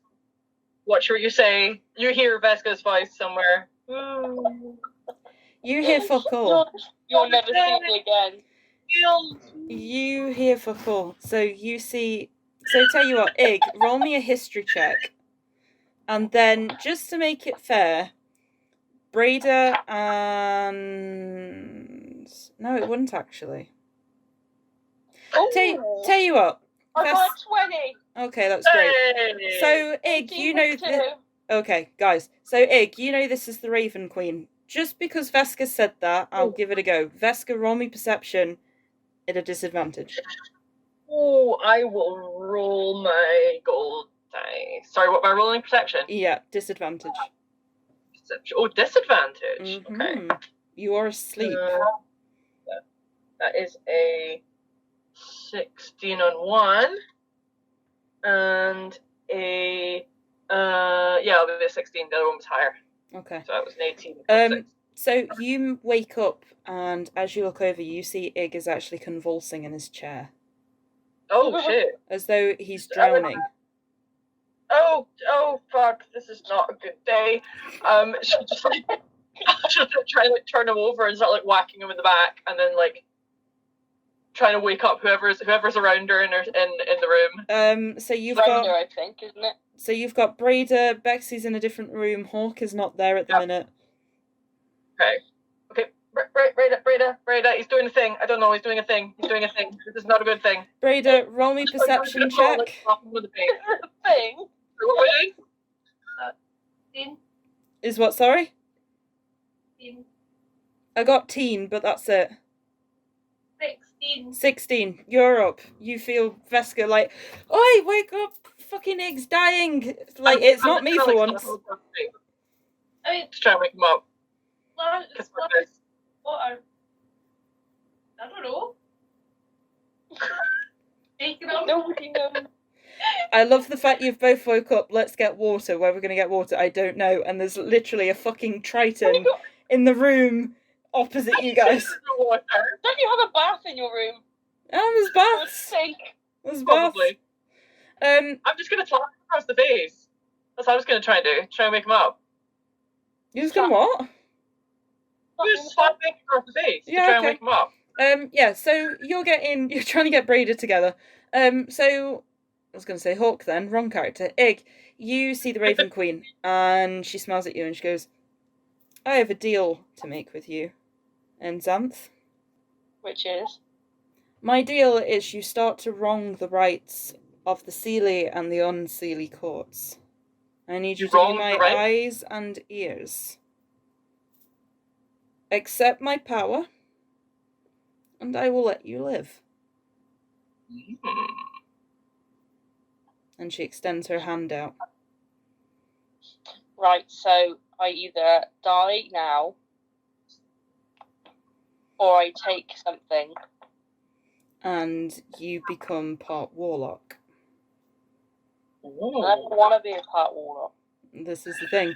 So, as this is happening, we then go back to Braeda and Veska. Yeah. You've managed to get Braeda up. You still see Ig as convulsing, but you actually start to notice purple, black lacerations begin to form around his body. Oh fuck. Okay, I'm just gonna. Okay, well, I'm gonna slap him across the face to try and wake him up, and if that doesn't work, I'm gonna just use whatever healing thingy I have on me. Okay. Roll me a strength check. Strength. Wait, new dice. It's shiny. Come on, strength. Natural 20 -1, 19. Nice. Doesn't wake him. Oh. Fuck.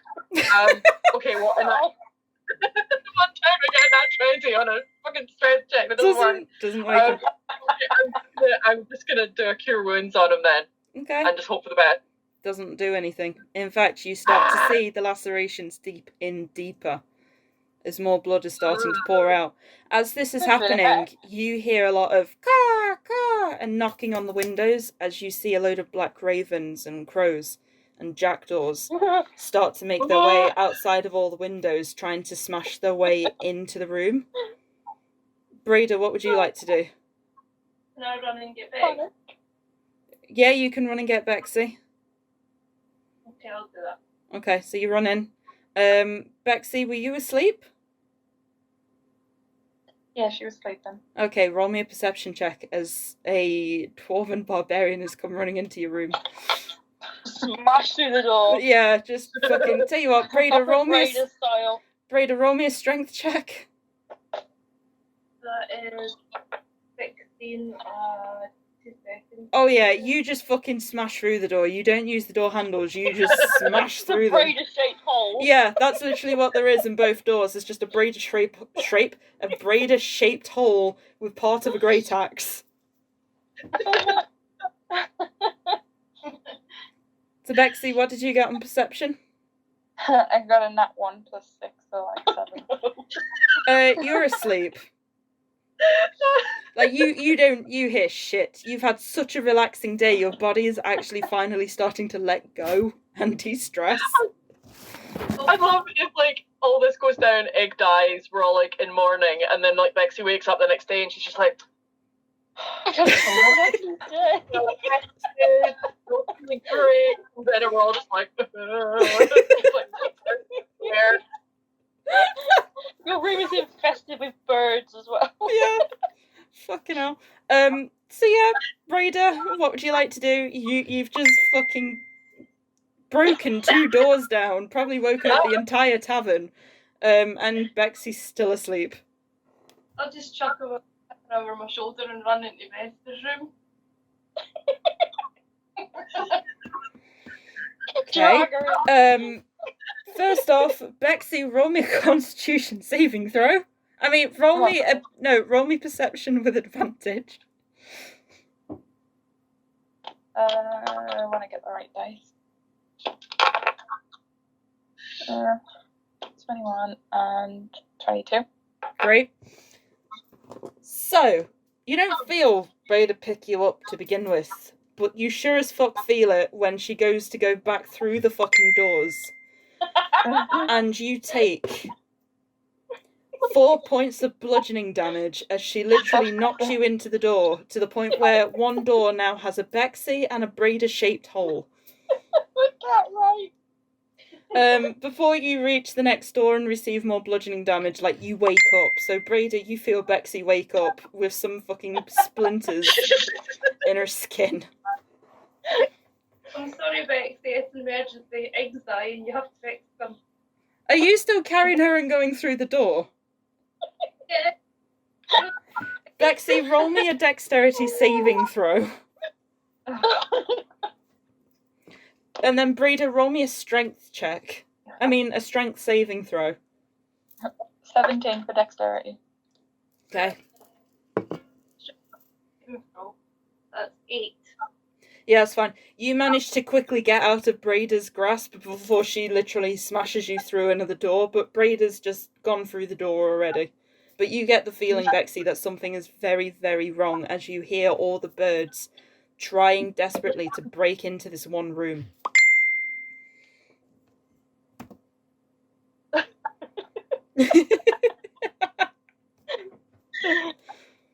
So, going back to the Raven Queen, as you're like, I don't want to be a warlock, she goes, well, I don't want some Shadar-kai ruining my plans.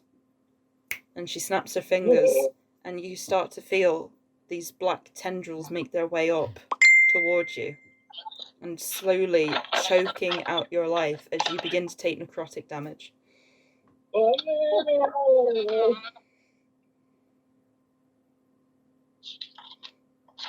So, Bexy, are you walking into the room? Hang on a sec, I'm just doing my notes. Okay. I've given up. I can't keep up. It's fine, it's being recorded. I'm going to have to listen to this tomorrow and just do it then. Also, on that note, what did the Raven Queen say to begin with? Just so I've got, because you did say you're wrong the rights, which made me laugh. Yeah, sorry. Was it against this or from? You right the wrongs, you right. Yeah. You know what? It's midnight. Fuck you. So basically, no. That was fine. I just thought it was funny. But it was the next bit. Was it against the Sealy Court or for the Sealy Court? Or what was it? No.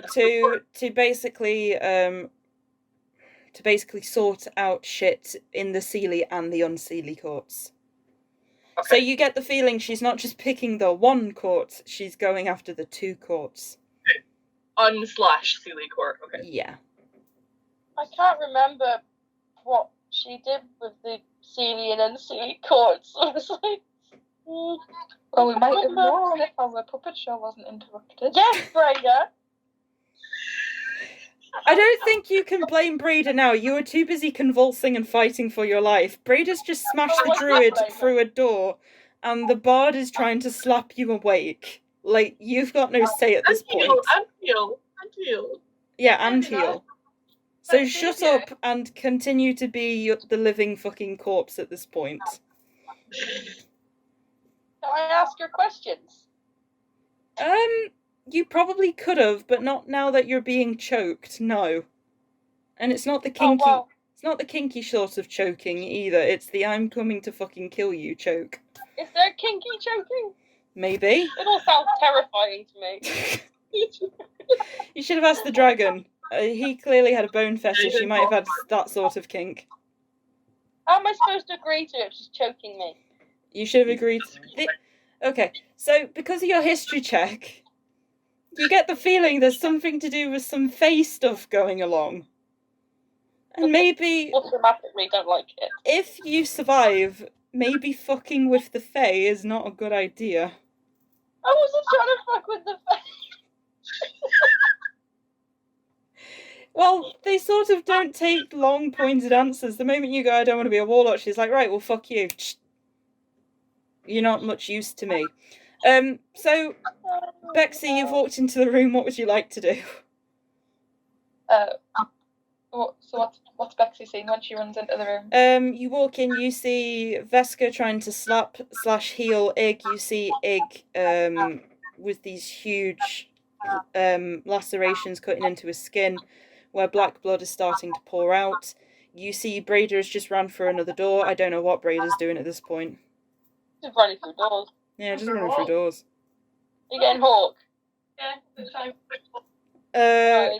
Roll me an investigation check. What is Cerberus doing? He's just lying there. He's just watching you. He doesn't, because the connection between you and him has been severed. Such loyalty. Well, no. So, because the connection between you and Cerberus has been severed, he doesn't know what to do. He's chaotic good. He's completely out of its depth.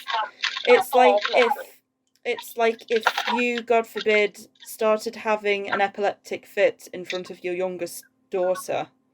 Yeah. They wouldn't know what to do. He doesn't know what to do at this point. Whereas if he was like lawful evil or chaotic evil, he'd probably be inclined to finish the job. So.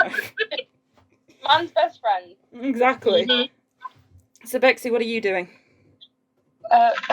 Would Bexy know what was happening, or like how to? I would say you might have an idea because of your ancestral link to the Fae. So roll me a history check. There's me, Bexy. 18. Okay, so you know there is some Fae shenanigans going off at this point, and judging by the fact that what's happening, you get the feeling that this is probably something to do with the Raven Queen, because obviously there's a load of Raven Queens trying to fucking break into the room. Linking that in with the fact that Lord Favorsprite was after him, he's also part Fae, as you know. There is something going off. Well, he's not part Fae, he's from the Fae. He's something to do with the Fae, rather. So yeah. You get the feeling So that... how it started? Say again, sorry? Would she know, like, how to sort it? Whatever's going on? Yeah. No, you know there's nothing really you can do at this point. Well, can I just tell that to the others that there's nothing we can do? Pretty much, yeah. There's nothing none of them can do. Go not digging a grave. Braeda, what are you doing? Bexy. I'm just trying to talk. Roll me an investigation check.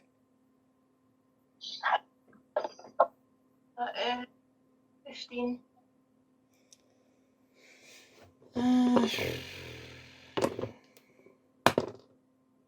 You can't find him. So, Ig, as you start to see your life is slipping away, you recall the memories of waking up in Coneybury. You recall the memories of training as a guard or a knight, whichever you want to go for, in the town of Neverwinter for the Alonso family. You remember falling in love with your wife-to-be, and you remember getting ready for her to give birth before she was killed. And the last you remember was you trying to hang yourself. And you remember your mother speaking the words of Neverese in your head. And then you start to see your mother more clearly as you realise she is Shadar Kai. Okay. One of the elves that follow the Raven Queen. Sure, so his mother-in-law is Shadow Kai. Yeah, his mum is Shadar Kai. And his mum or his mother-in-law? No, his mum. His mum, sorry, I thought you said mother-in-law. No, his biological mum is Shadar Kai. And the words that she spoke in Netherese start to actually come into your head and make sense and common. And her last words that she said was she was begging the Raven Queen to keep you safe. This isn't very safe. And in exchange for keeping you safe, she would give up something. Oh. So roll me a quick insight check. What is my insight?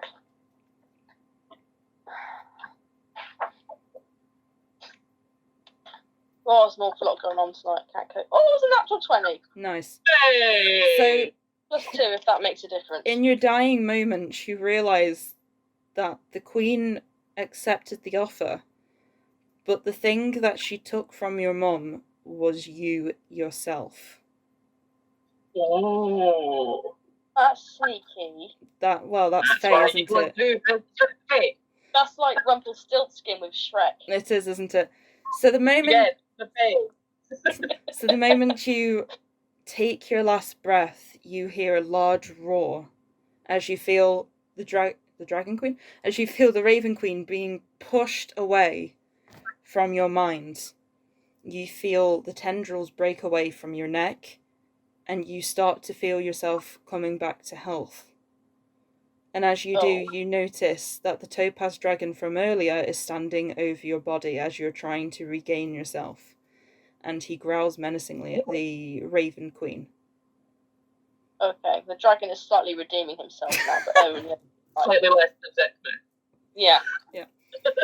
So, as the Raven Queen sees that, she smiles and she goes, I will collect my reward. I will see you again soon, Enzanth. Think it over. And the dragon turns round and he lashes out with his tail, snapping the connection between Ig and the Raven Queen. I keep going to call her the Dragon Queen. So, to everybody else, you see these lacerations close up. You don't see any more black blood, and you notice that the Raven Queen's ravens are flying off. I want everybody to make me a perception check, bar Ig. Oh, what new dice should I roll? Yeah, quite. 9. 8.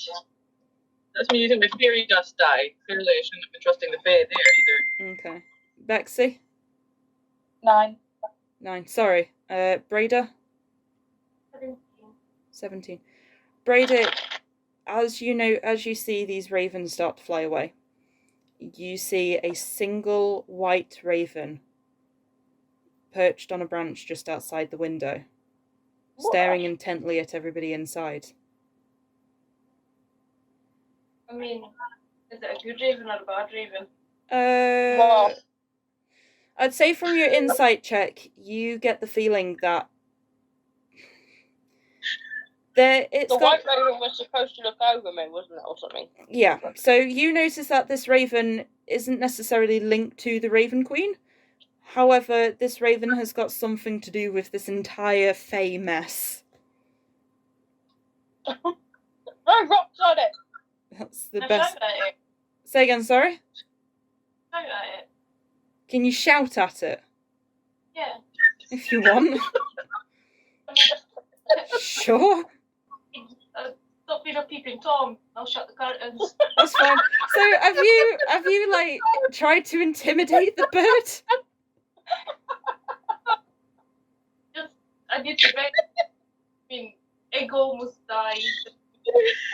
Yeah, but I'm trying to understand, are you trying to intimidate the raven so it fucks off? Or are you just talking?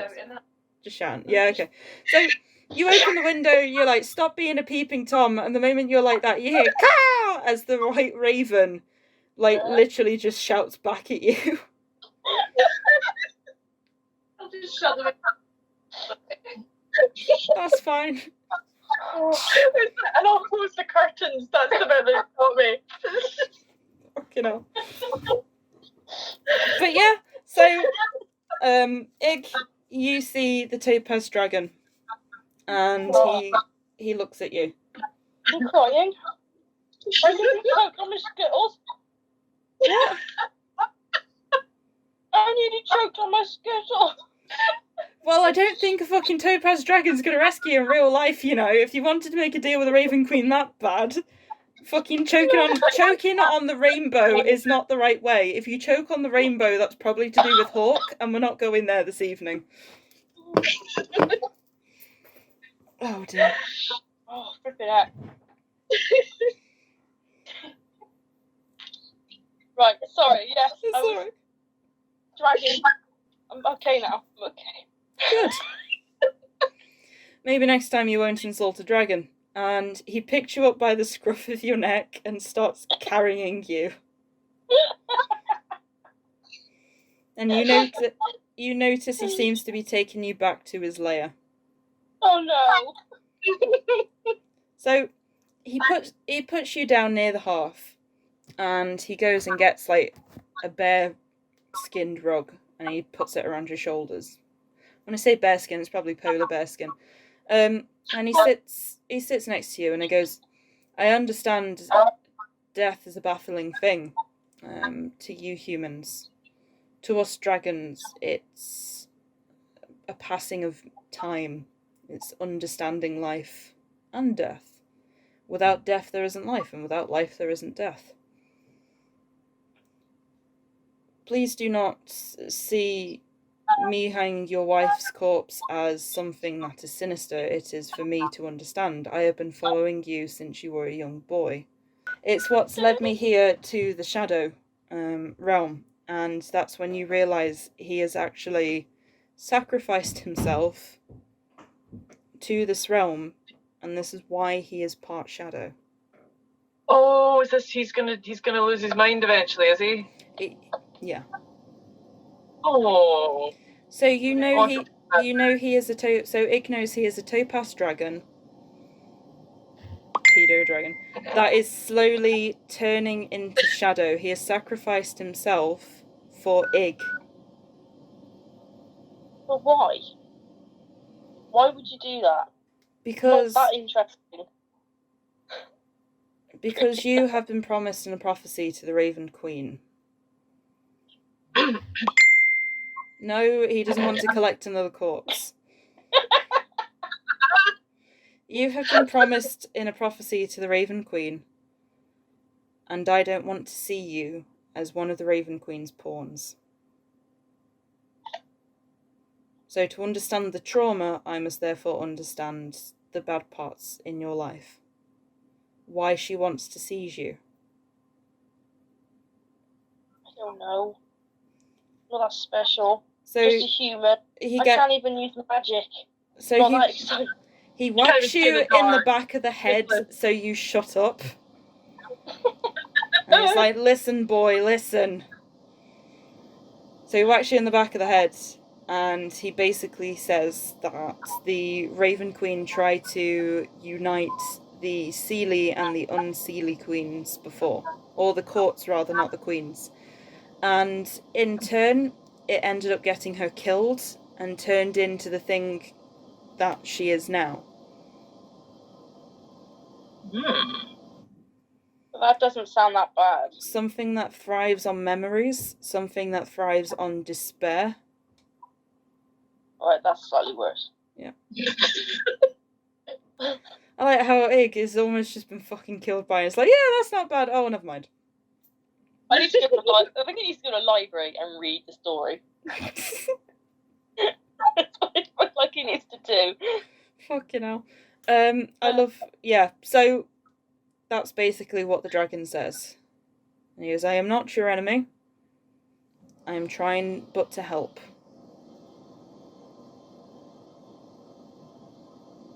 It's just like, I just don't want to be here anymore. I just don't want it. So, as you're going, I don't want to be here anymore, the last thing he says to you is seek out your other half. Not by marital bonds, but by blood. And as that happens, you see an image of the White Raven and the white hooded figure carrying you. Okay. And then you wake up and you're back in the tavern. You know, it's a lot to think about.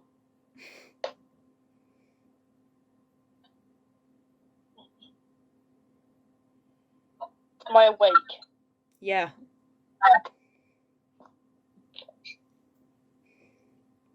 Have you lot just left me, or are you just like? Well, I'm assuming we're kind of like holding you in still, like, because you were all bloody and horrible, and now you're not. Now you're just sort of there.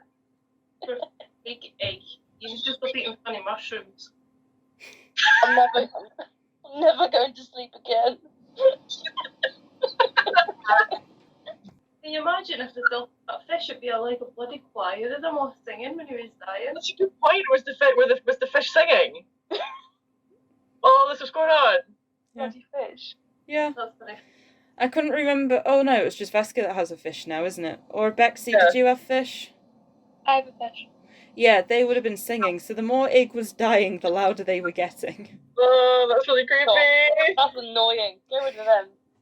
No, it's actually a good warning system, because like I knew that stuff was happening to you guys. I just didn't know where.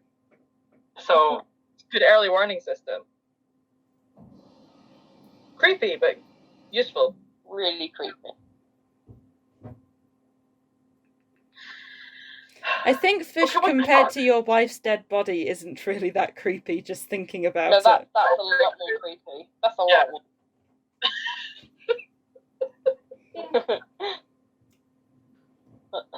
I think he's probably like stands up. I don't know. I don't know what he's gonna do. He's in a state of like just Shock. yeah. Yeah. I think. What happened? What happened? What? You were kind of all gooey and Gooey and Oh, Braeda. Oh, So you see Braeda bursting into tears. Roll me a dexterity saving throw at disadvantage, Ig. Oh God, what's happening now?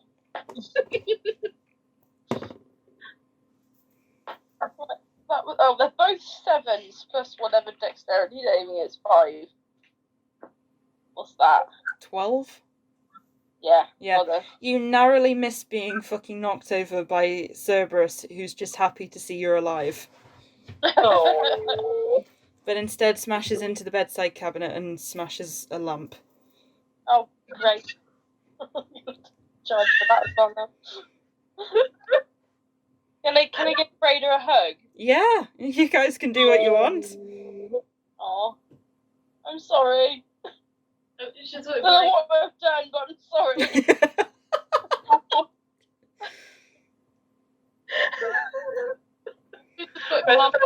Veska wants in on the hug as well. Yeah. Okay, well, have a nice group hug. Yeah.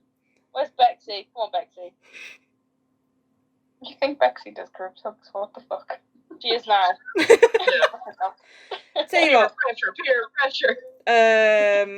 Ig, Veska, Braeda, all roll me a strength check. Bexy, roll me a dex check. Oh God. You know how it's like a thing with Veska that like she keeps finding mushrooms everywhere? Yeah. Well, I literally went to pick up one of my D20s and the little mushroom I made was sitting in the middle of it.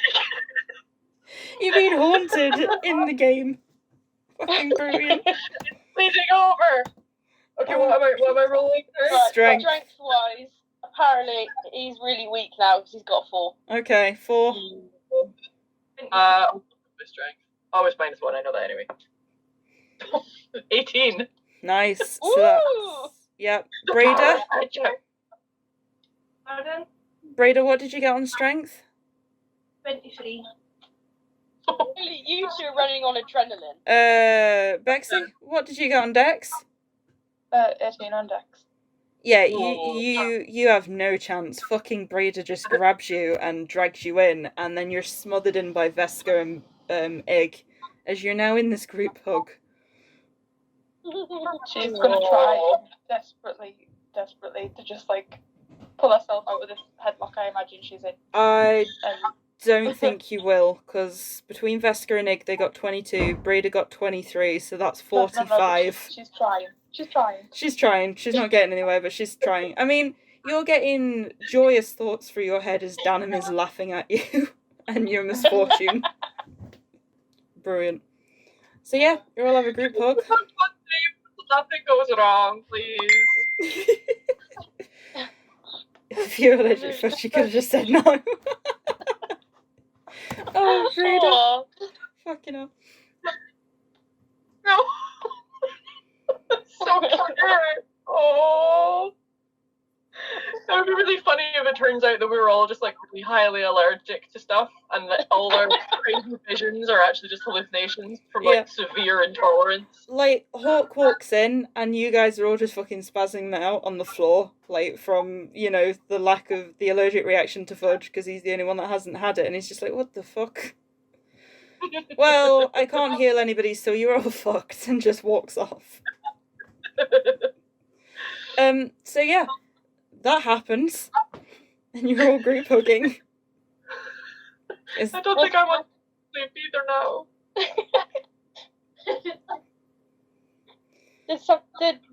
What happened? Can you just Why are you lot panicking? I mean, you were all twitchy, and then you started bleeding, and it was all horrible, and Shit. and you just yeah. Well, what happened? What were you thinking about? What? The word Veska knows today, apparently. What? What is going on? Who am I? I met the Raven Queen. Oh, of course you fucking did. Yes. Okay. Cool. She wants to do a deal. Don't. I didn't. That's why it happened.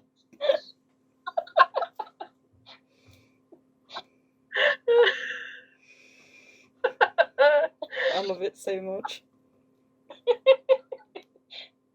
He's a man of very little words. We needed a more word. Oh dear. I've just got to look off the dog. That's probably Cerberus's attitude to what the fuck do you think you were playing at? Oh Jesus. Eh? Just give him a little stroke.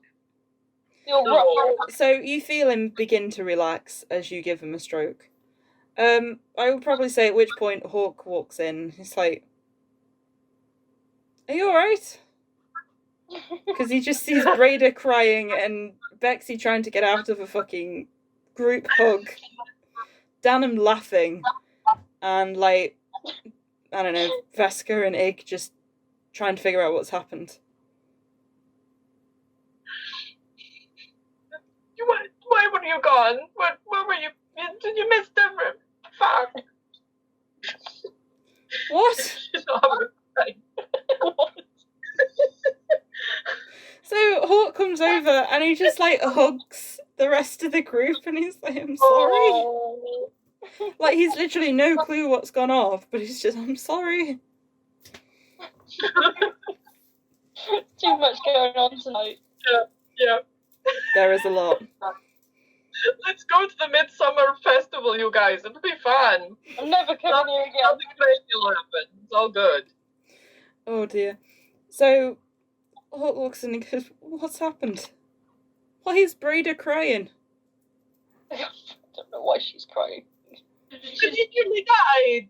What? Egg and, like, the point incoherently. So as you're trying to like form a sentence, Hawk just comes over and just hugs you personally and he's like, "Braeda, it's alright, just calm down. It's fine. Ig's still alive." Well, that was nearly not like 5 seconds ago. Right. Why? He was having like some sort of fixing. Veska couldn't fix him. Bexy couldn't do anything. There was hundreds of birds at the window, and you were not seen. So you're like, "You was here," and he goes, "I was trying to get in contact with McNugget to figure out this whole Lord Favour Sprite shite.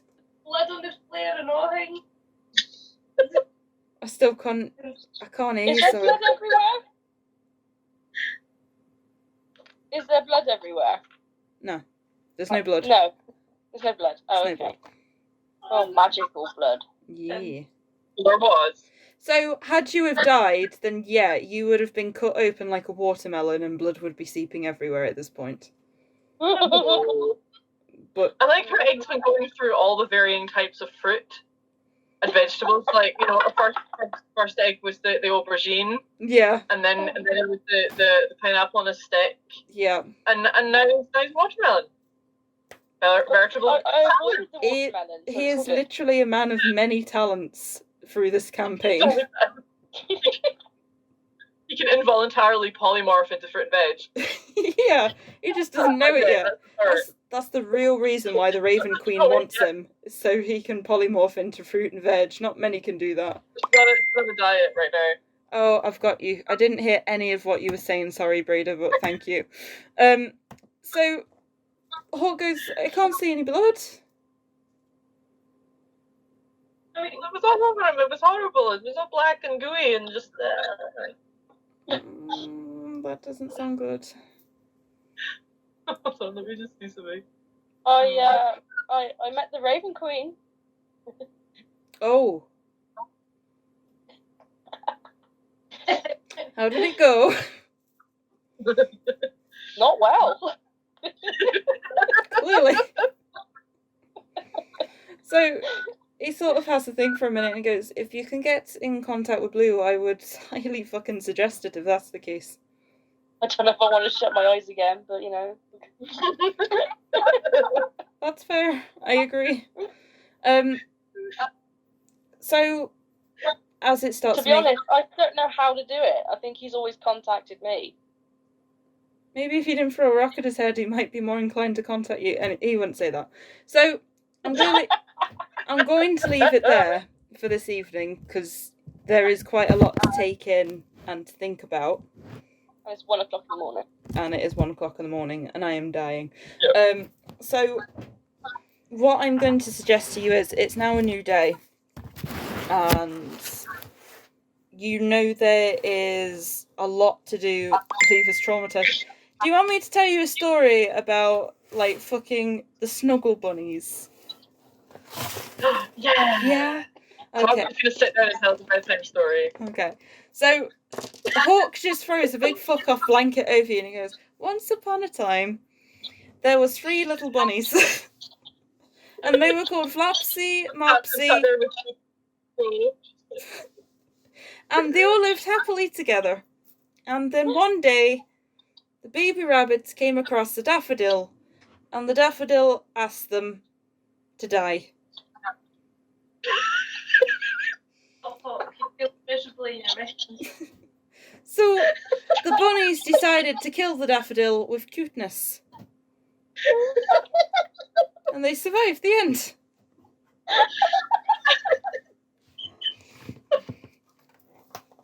And then he wonders what's wrong with you all and why you're not interested in his fantastic tale of the daffodil and bunnies. That's fair. Yeah, absolutely.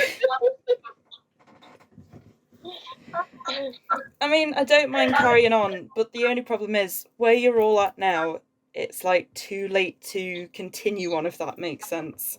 No, this is the perfect spot to finish, to be fair. Okay. Yeah. So, you've all done extremely well. There's definitely been some good shenanigans again this evening. But what I would say is you've come to a point where it's now for you guys to decide where you want to go and whether your characters want to reveal certain things to each other. I would probably say in regards to Veska, there's not really much that could lead you to the ultimate goal just yet. Unless you go through whatever's going off with Ig, who hasn't particularly shared everything. So Ig, I would definitely recap over some of the stuff that you've said with Blue, and go through some of that. I will post up the story of the Fae, and oh no, if it's not decided, it will just be you guys will probably go around in circles until you decide something. However, let's not make it the prison ever. Let's just not do anything. yeah, okay. As in which case, the campaign has ended. We all go on holiday. You all Yeah. die. Lovely time. Yep, exactly. And then Veska, and then fucking hell, wrong character. And then Bexy's got her thing to go on. So, side quests. I mean, it's worth a try. Yeah, I mean, it's worth a shot. This week, can we find a pond full of holy water and can I chuck him in it? You're in one of the most holiest... Waiting for that, aren't you? Guys, you are in one of the most holiest cities. So, It's gonna happen. Veska, you've literally... Getting wet next week. Veska, you've literally got a paladin as a friend. It's true. Well, is he a proper paladin though? I mean, what makes me laugh is paladins. Like, what's your definition of a paladin? I don't know. He has a shield, armor. I mean, yeah, he definitely has a shield and armor. So, as far as you're concerned, then definitely a paladin. Just don't go for the kobold one. Guys, go for the kobold one. It would be That fucking would be brilliant. amazing if he's the only one that can save you. Yeah. No. Like, I've got this friend who's like in serious need of your help. Can you please, out of the goodness of your heart? And he's like, of course. You know, it's my solemn oath to protect the needy and the weak and everything. And he walks into the room and he's just like, ah, fuck, no, not you. Exactly. Bye. He'd be like, to be honest, he'd be like, I'd rather die. Yeah. Well, you're going to now. Oh god, the kobold's name was called Nev. He was, yeah, no. Nev, the kobold paladin.